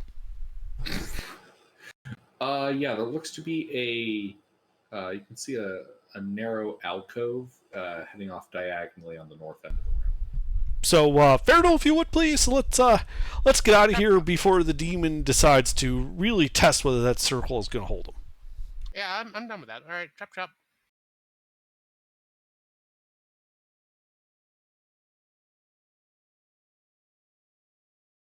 All right. Intervin? Yep. As you turn away, you can see out of your peripheral the demon's muscles begin tensing quite a bit.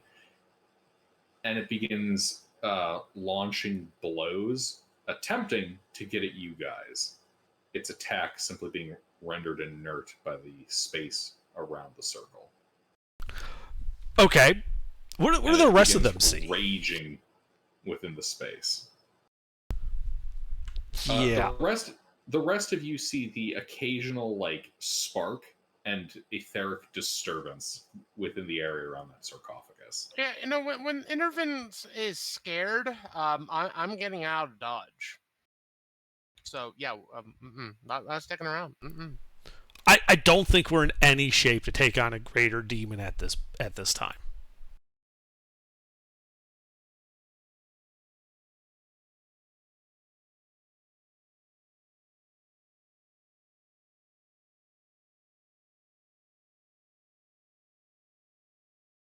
Okay.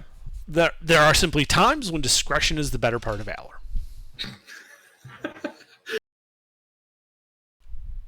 We can always come back and kick his ass later. Mm-hmm.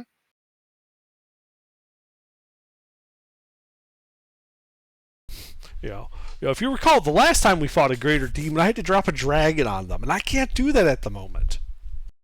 Yeah, no, I'm good. That was more than a greater demon. Yeah, but that's what I tell the party. Fucking downplays what you did.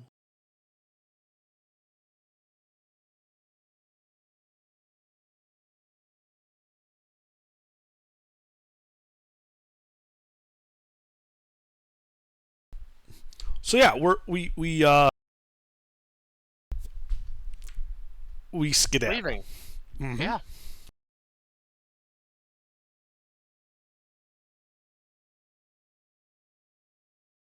All right, so you guys are shimmying through that space. Yup. All right, you shimmy down this this narrow corridor, eventually reaching red liquid. Red liquid fills the path ahead, and it smells like wine.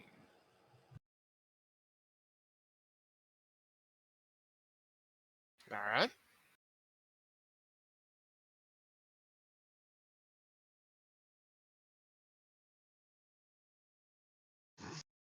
As a honors and confidence man, does Sinclair think this is particularly good wine? Give me a check. Give me a check. Give me a skill check. Give me a perception check. All right.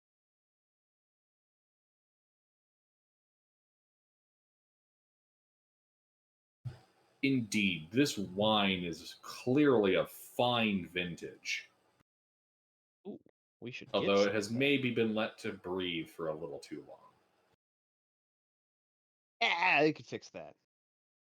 Put it in an old bottle. Somebody will think it's worth something.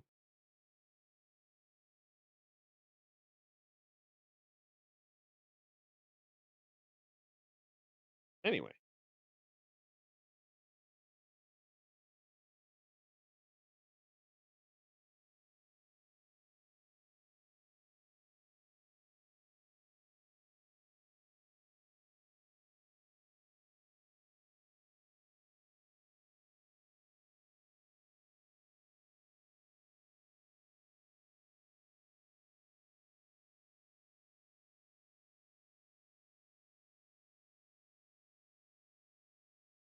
So is there a sufficient quantity of this wine?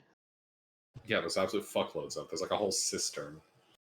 Okay. Well, I got two 20-gallon barrels, and that will pretty much fill up my bag of holding. That would certainly do that.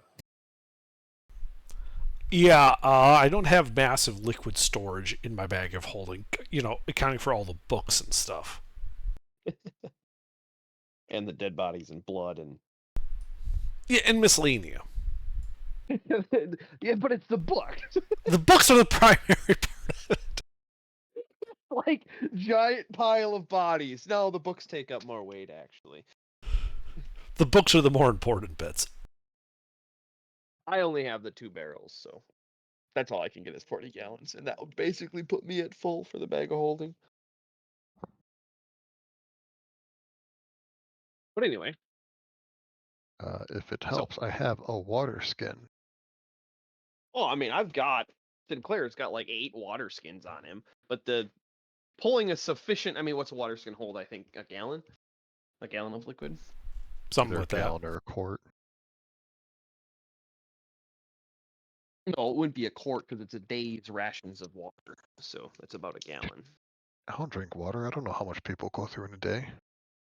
I don't either, but I'm guessing. Sleuth only drinks highly caffeinated beverage.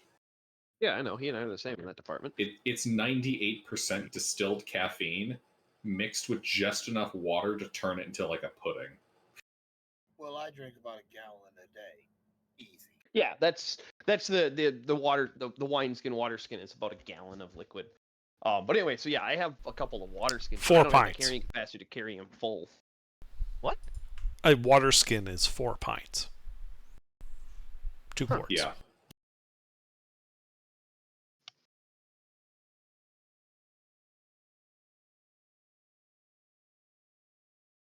So I have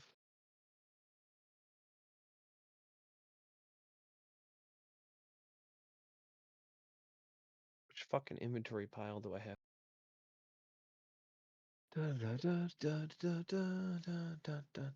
Down here? Yeah, yes, I have 7. I don't know why. I just do. But I don't have the carrying capacity to carry them full. So if somebody has carrying capacity, we could fill a couple more up. Oh, I have plenty. There you go. Okay, so then that would be what, 3.5 gallons, give or take. Sounds about right. Yeah, just put 7 water skins of wine, and we'll remember that they're half gallon. Roger that.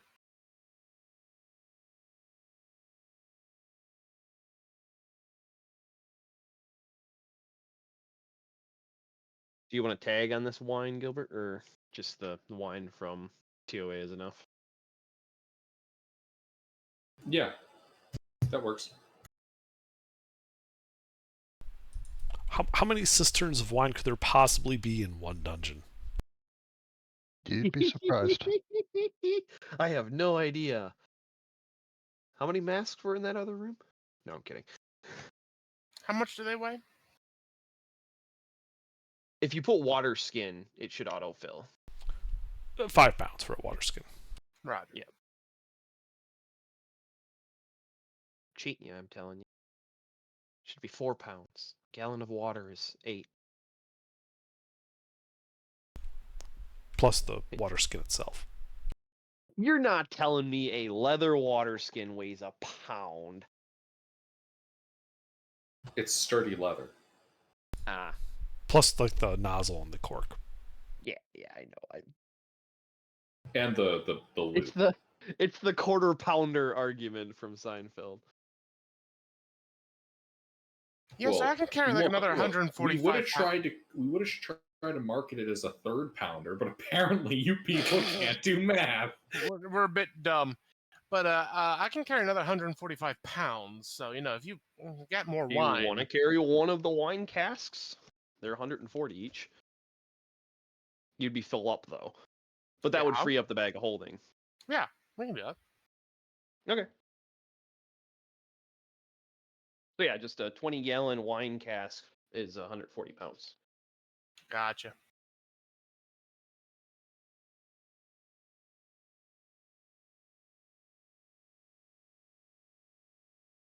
Okay, gents. Where do you want to go now? So this was a dead end, just leads to this wine cistern. Yep. I don't trust dead ends. I check for secrets and hidden things. Okay.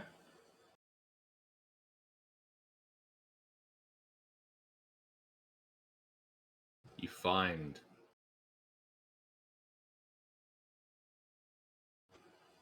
nothing. Alright, well, guess this was a dead end. Back to the central corridor, we'll just ignore the demon on the way past.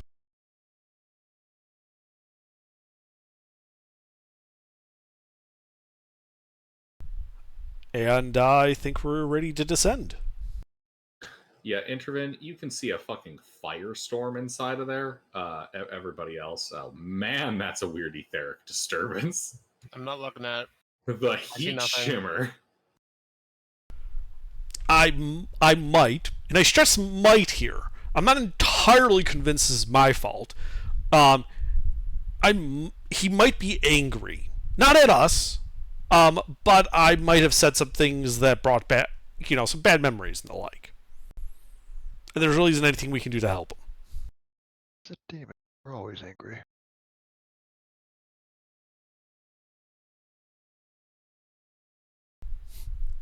Point is like I say, we're like just moving through the room. We can always come back and help him later. We don't have, he'll keep. He's been here for a while. What's one day in an eternity? Exactly. One day. 24 hours. Yeah, it's nothing in eternity. Well, it's more the whole, I'm like saying that aloud as we walk through the room, like right in front of him, talking about how, we're just going to leave him here. But don't worry, I'm probably not the one who pissed him off. All right. Yep, you make it back to the central spiral.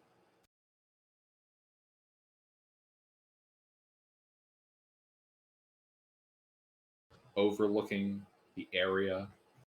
You can see that there are more floors below. Well, we've got a place we ran away from. We go check that out. See if we can get back in there. Yeah, we can see if that block stone retracted or something. Yeah. Nope, it's still closed. Yeah, we can try again later. Let's go down to the next floor. All right. Yes, go on to the next floor.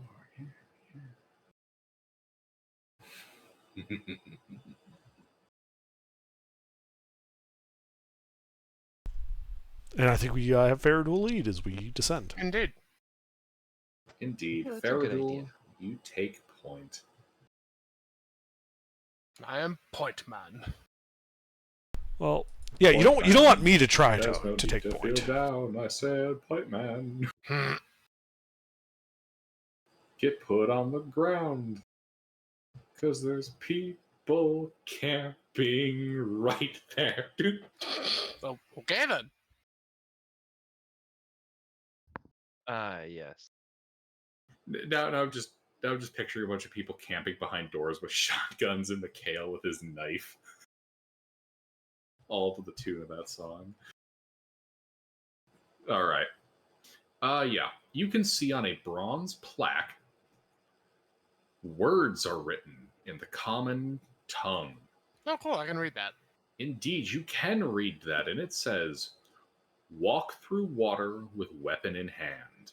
Slake your shallow at the slake your shadow at the front. The vulture is the first step.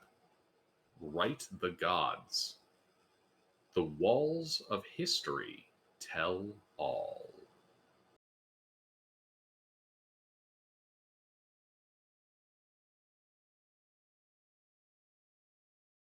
All right.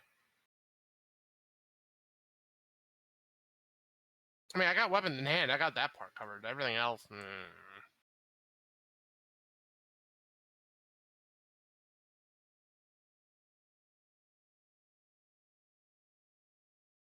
Additionally, one moment. Where the fuck am I? Hold on. Well, we're on 3 now.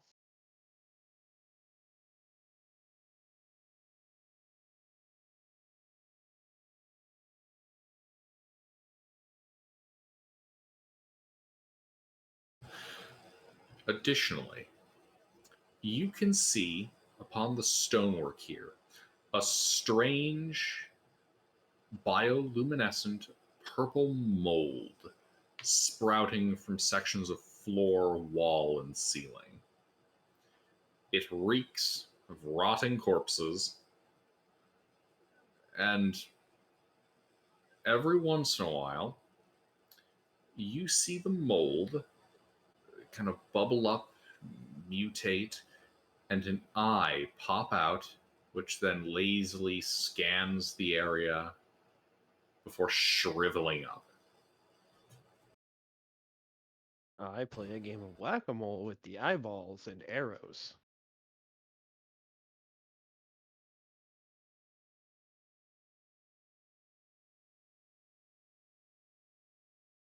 Okay. Give me an attack roll.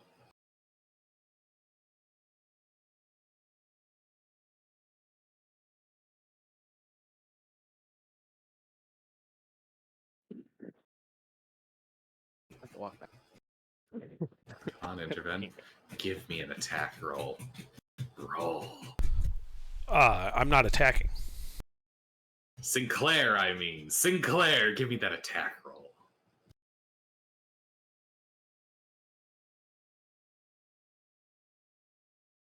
Hit.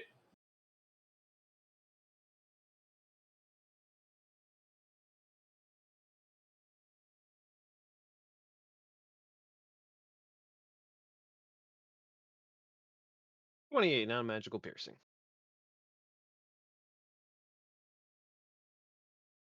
Con save. There's an eyebrow sprouts out of the mold and fires a beam of magical energy at you. I should have asked if that was a trap. You're paralyzed. Was that technically a trap or no? No. Okay. But yeah, your ass is paralyzed. Everyone can see you just freeze up in an unnatural position. Well, that looks uncomfortable.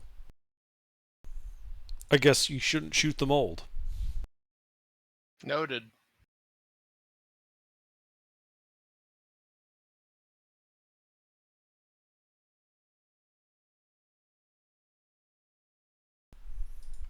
Like, does it wear off after a bit? Give me a save. Me? No, Sinclair. Yeah, he's still paralyzed. This goes on for a little, about a minute before he unparalyzes and can move again.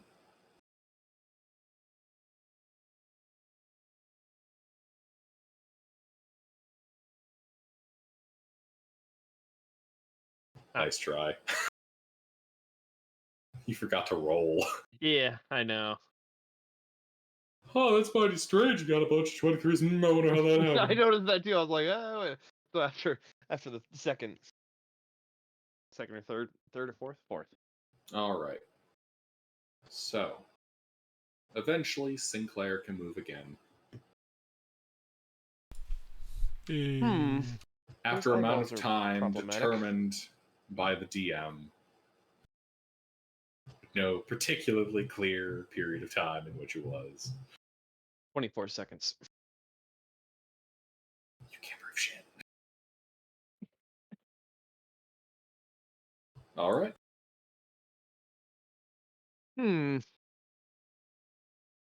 Well, you can see you're in another one of these along one of these, overhangs, square chamber, central shaft. And you can see that I should rephrase that. Sinclair would recognize the path to the north, having been there already and having walked up these stairs. The path of the east? No, path to the north.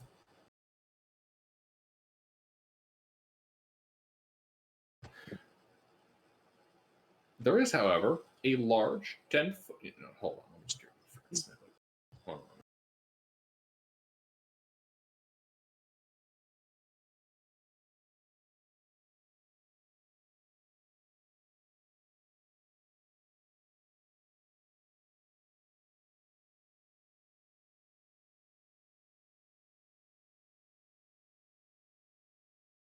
Sinclair has already been on the path north.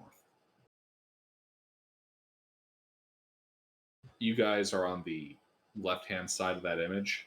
The stairs on the bottom of the image go down.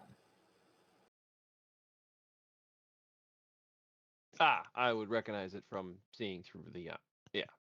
Yeah, you've literally been down here before. You walked north to south, moved westbound along the top of the area, and then up the stairs you guys just went down.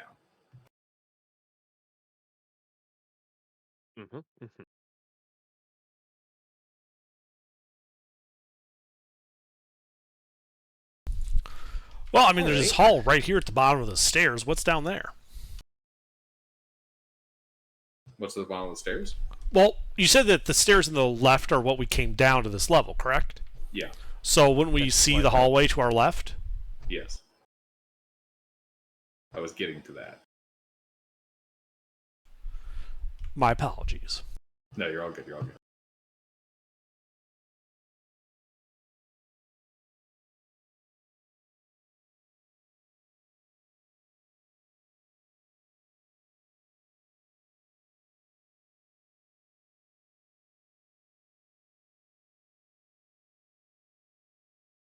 Here we are.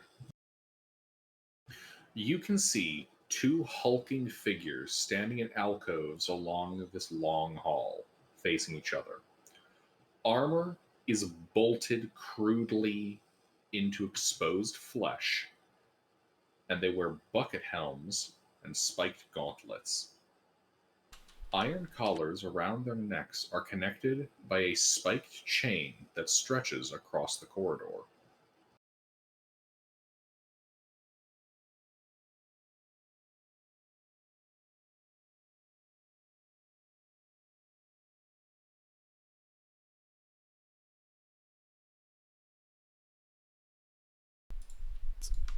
So you're saying it looks like this?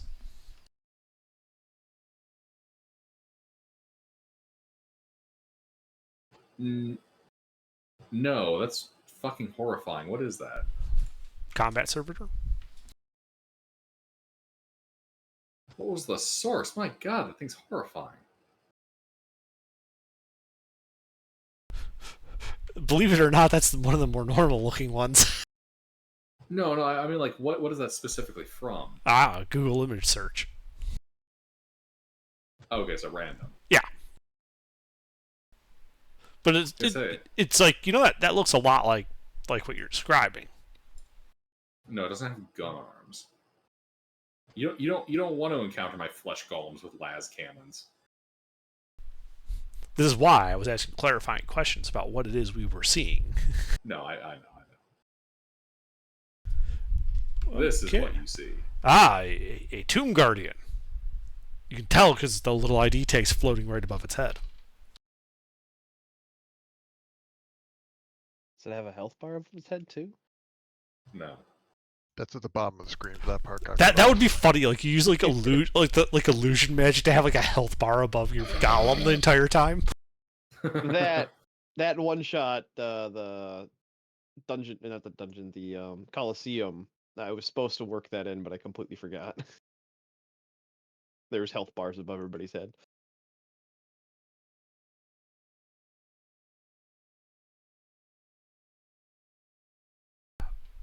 I'm sorry, other than the description of the combat servitors down there, what else is down that hallway?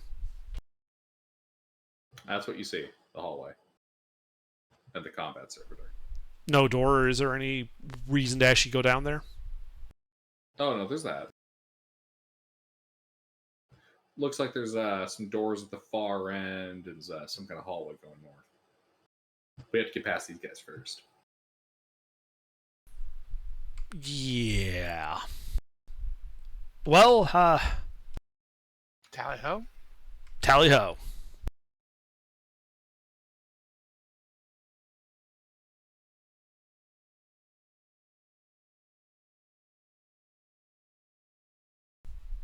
So I believe Faradul is tally-hoing. Yes, raging and attacking. All right. One moment. Uh-huh.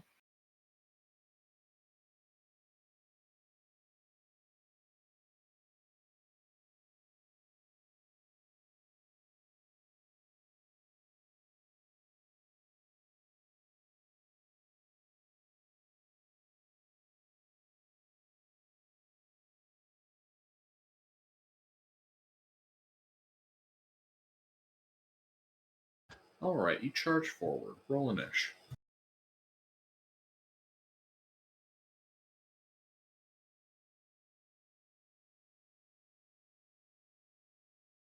Are we all rolling in ish? You don't have to. Yes, we're all rolling an ish. Rolling initiative is optional. If no one rolls an ish, then the party gets instantly wiped. Only the apprentice together are faster than me. The apprentice shoot you in the legs so that you go slower.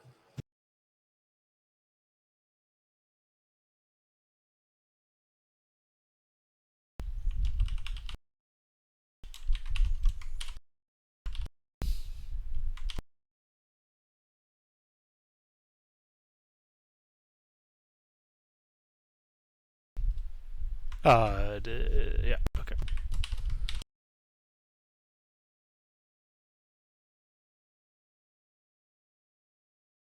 Sinclair.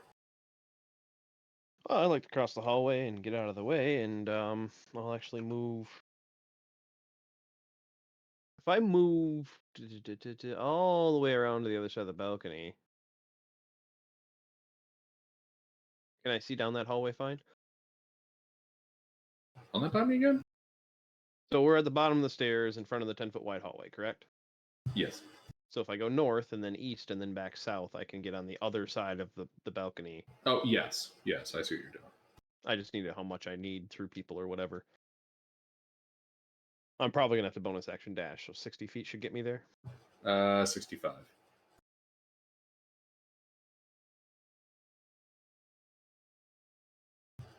$60, 65, yeah, sure. Well, if I go 60, can I still see one of them? Yeah. Okay, then I shoot that one. What you shooting it with? Longbow. What kind of arrows? Regular ones. I don't have any other arrows. I just got regular arrows. All right. I have silvered arrows, but Hit. nobody's suggested I use them yet. So, anybody in melee with it yet? No. 13, non-magical piercing. All right. The arrow strikes the Tomb Guardian, bouncing off of its flesh. It did no damage. Well, Max. Father Max. Let's see. Spell.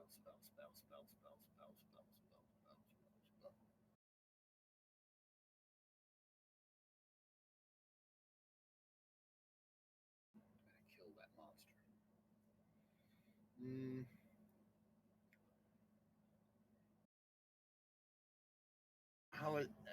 I'm gonna I'm gonna bless. I'm just for this time. I'm just gonna bless the combat characters. Fea, Faradul, and the other one. At least, what is it? Silas? Yeah, that one. Or Nillis? Nillis. We'll get Nillis, Faradul, and a bless. Yeah. And that's it.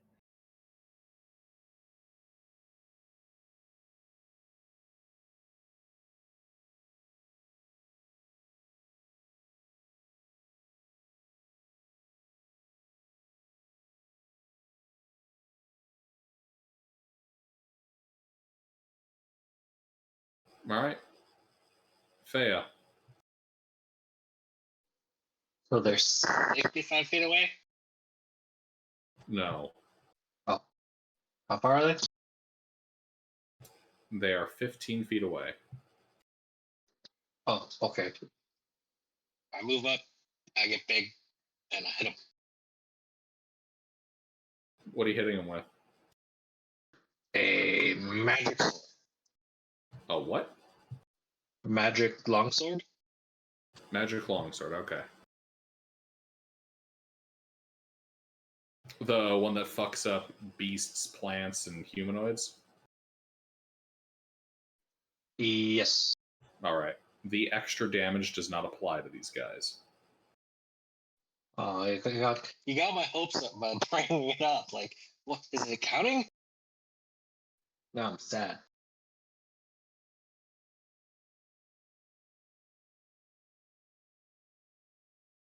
Two hits. The magic teeth of the blade biting into flesh.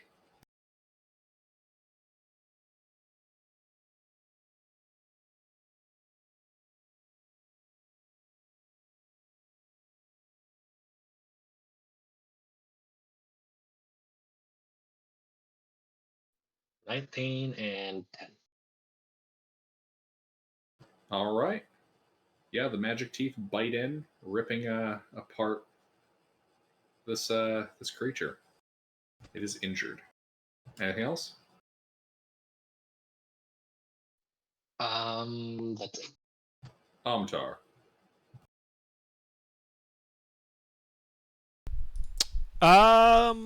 Which one got shot? The one on the left. He's gonna shoot a firebolt at that one.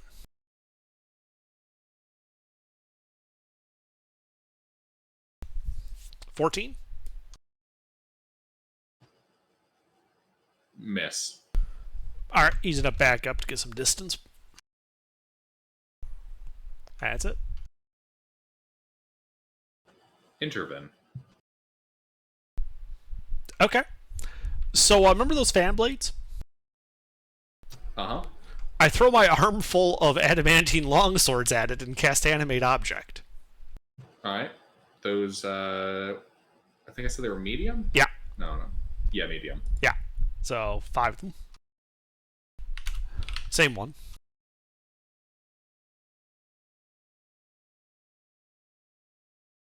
Three hits.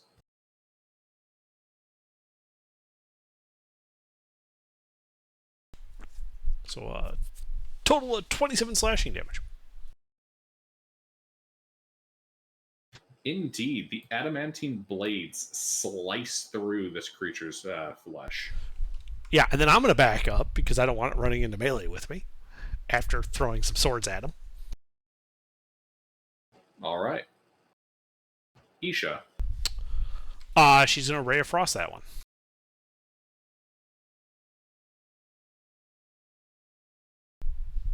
And after missing, move to join me in Amtar.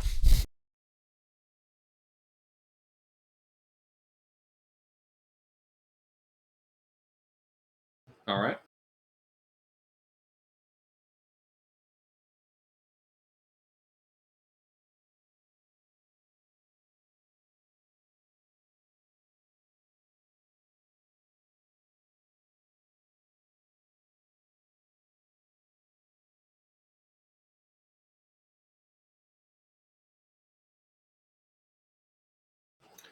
DM1.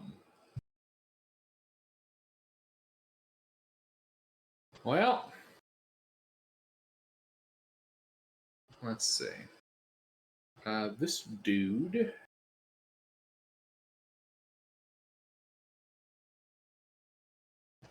Yeah. Yeah, he's gonna start punching Faya. This dude is lead.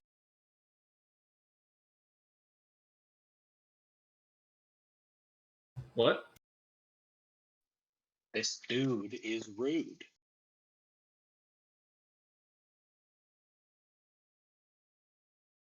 He's also very bad at punching. Yeah, this guy starts punching at you, and you're a pretty experienced fighter at this point. Yeah, all of its attacks are like textbook.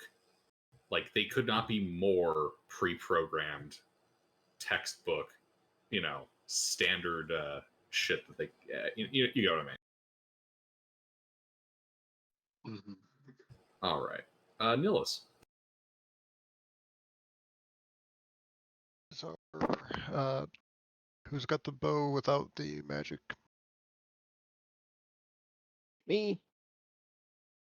Right. I'm gonna go ahead and cast Elemental Weapon on your bow, so it becomes a +1 magic weapon.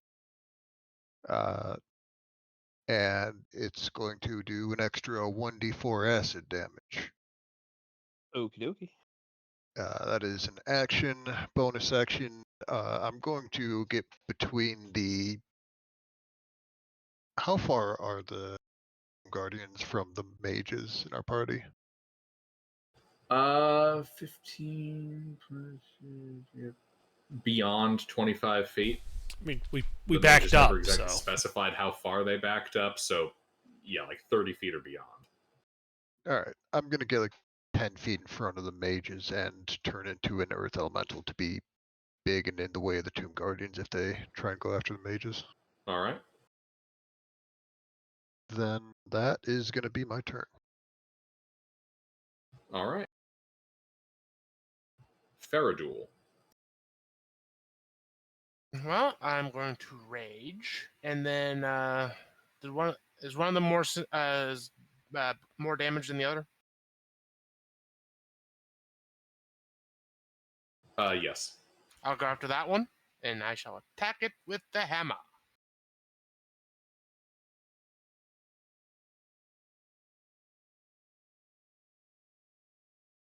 Ah.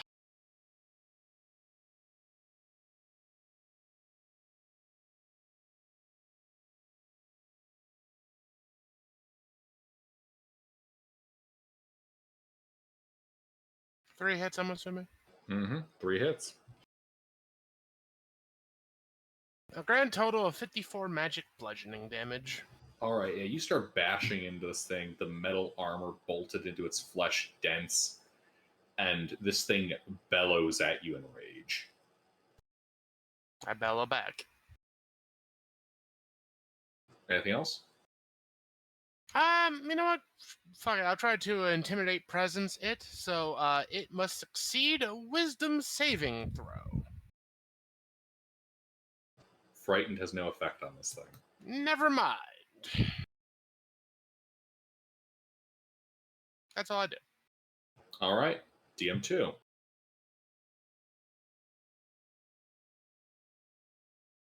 Goes get some punches in on Fea. Also a very bad puncher. Mm-hmm. Its moves are too by the book, too predictable. Sinclair. Is it immune to charm? How would you know? Because I'm trying to charm it. Okay, you're trying to charm it? Yeah. If it's not immune, it needs to make a wisdom saving throw. All right. It is, in fact, immune to charm. Your feature is used, but achieves nothing. Yeah. Oh well. Worth that. Sinclair. Well, I shoot it with my shiny new bow. One of them look more worse off than the other. Yes. Does a 29 hit? Yeah.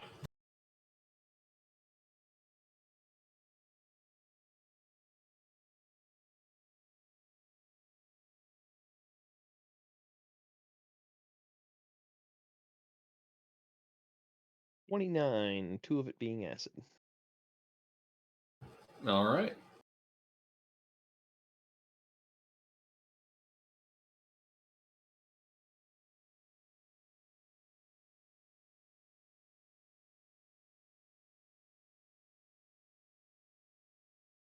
That's a magic bow? Yep.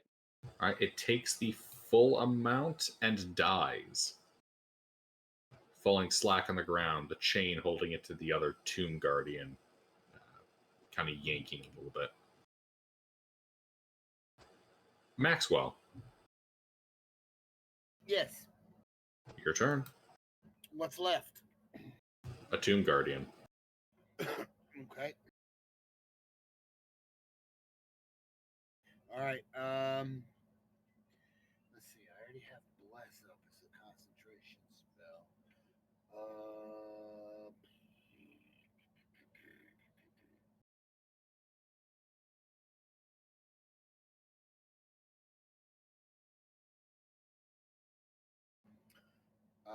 I'm gonna firebolt him. Attack roll.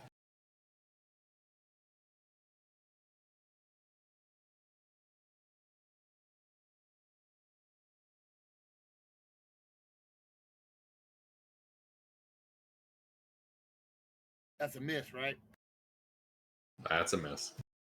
Damn, fuck. All right. Yeah. Then. Different. Fea. Max. All right. Anger.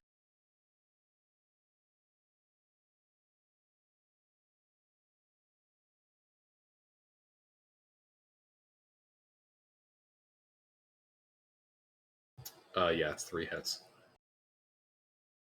All right.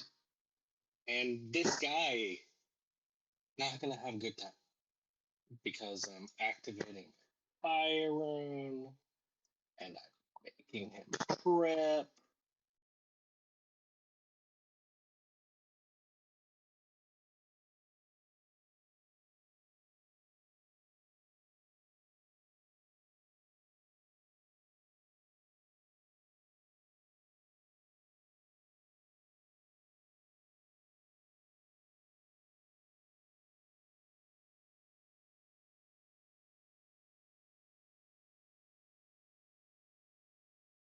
And I'm re-rolling the 1s and 2s.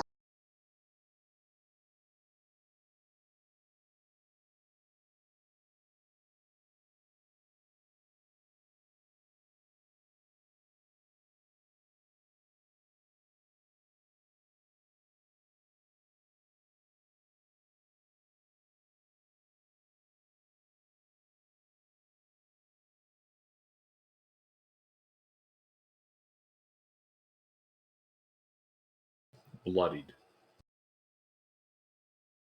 Alright, and 2 strength saving throws. First for fire, then trip. It's restrained, but it stays up. Yep. And I get to crit fish.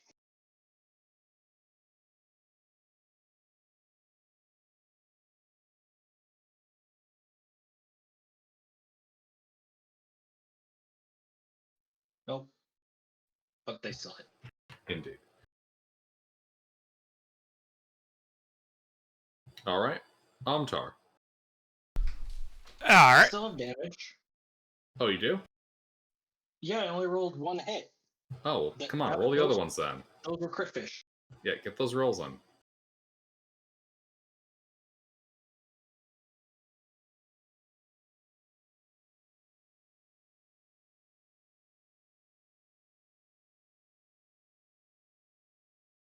Roll the 1. All right.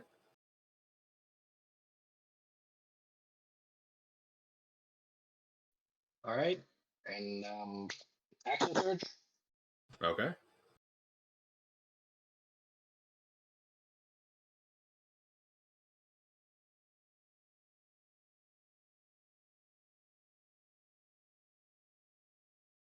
Three hits.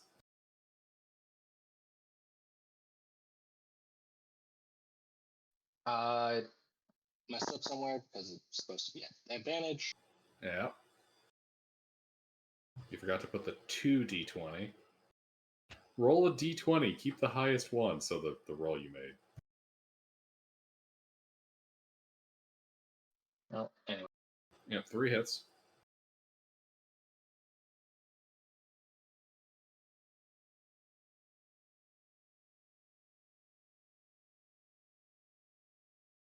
Teetering on the actually, no, that kills it.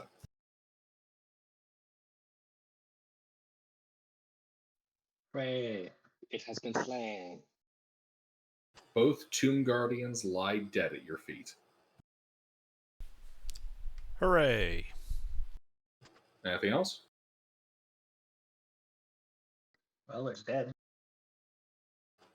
Amtar. They're dead?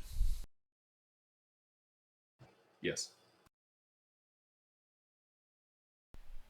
Well, they're no immediate threat. He doesn't do anything. He just starts walking to rejoin the party. All right. An eye stalk sprouts from one of the moss piles I wave. and takes a beam shot at let's see. One is Fea, 2 is Faradul, 3 is Nillis. At Fea. Does that work? Yeah, it just labeled it, Yep. closing square bracket. You rolled a 2. All right. Constitution save, Fea. As you feel your muscles begin to go numb and lock up when this ray hits you. I forgot about the blessed ball of night axe. Yep. You managed to avoid the magical ray effect. And as the eyeball disappears, you guys are out of a niche. Alright. Cool. Let's loot the bodies.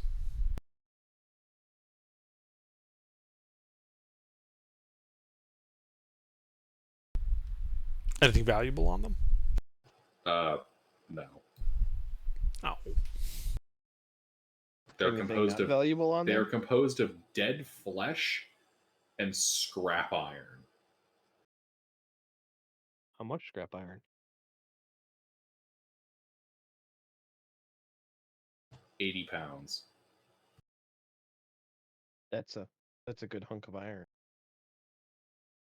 Yep. 80 pounds of rusted, shitty scrap iron.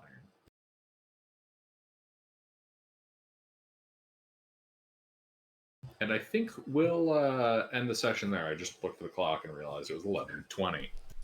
All right. That was a good fast count.